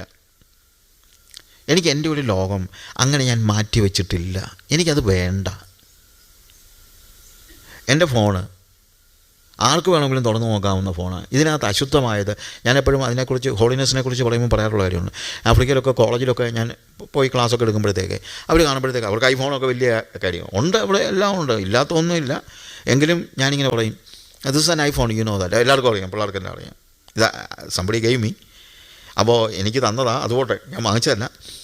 അപ്പോൾ ഞാൻ പറയും, do you need this phone? Oh yes, okay, I can give it to you. Open it and if you show me something unholy in my phone, I will give it free to you. എൻ്റെ ഫോണിൽ അൺഹോളിയായിട്ട് എന്തെങ്കിലും കാണിച്ചു കഴിഞ്ഞാൽ നിങ്ങൾക്ക് ഈ phone free ആയിട്ട് എടുക്കുക. അങ്ങനെ നമ്മൾ അത്രയ്ക്കും ഫ്രീ ആകണം. ഏറ്റവും കുറഞ്ഞത് നമ്മുടെ കുടുംബത്തിലെങ്കിലും മറയ്ക്കാനൊന്നുമില്ലാത്ത ഒരു അവസ്ഥ. അപ്പോൾ എൻ്റെ ഐഡൻറ്റിറ്റി, ഭാര്യയും ഭർത്താവും തമ്മിലുള്ള ഐഡൻറ്റിറ്റി, അതാണ് നമ്മൾ ആദമിൻ്റെ ഹവ്വയുടെയും കാര്യത്തിൽ. ഞാൻ അവളുടെ ഭാഗമാണ്. He is bone of my bone, she is bone of my bone and flesh of my flesh. അവരിരുവരും നഗ്നരായിരുന്നു. അവർക്ക് നാണം തോന്നിയില്ല. ഇതാണ് കുടുംബജീവിതത്തിൽ നമ്മൾ അനുവർത്തിക്കേണ്ടതായ കാര്യങ്ങൾ. ഞാൻ എൻ്റെ വാക്കുകൾ ഇവിടെ തൽക്കാലത്തേക്ക് നിർത്തുകയാണ്. കർത്താവ് സഹായിക്കട്ടെ.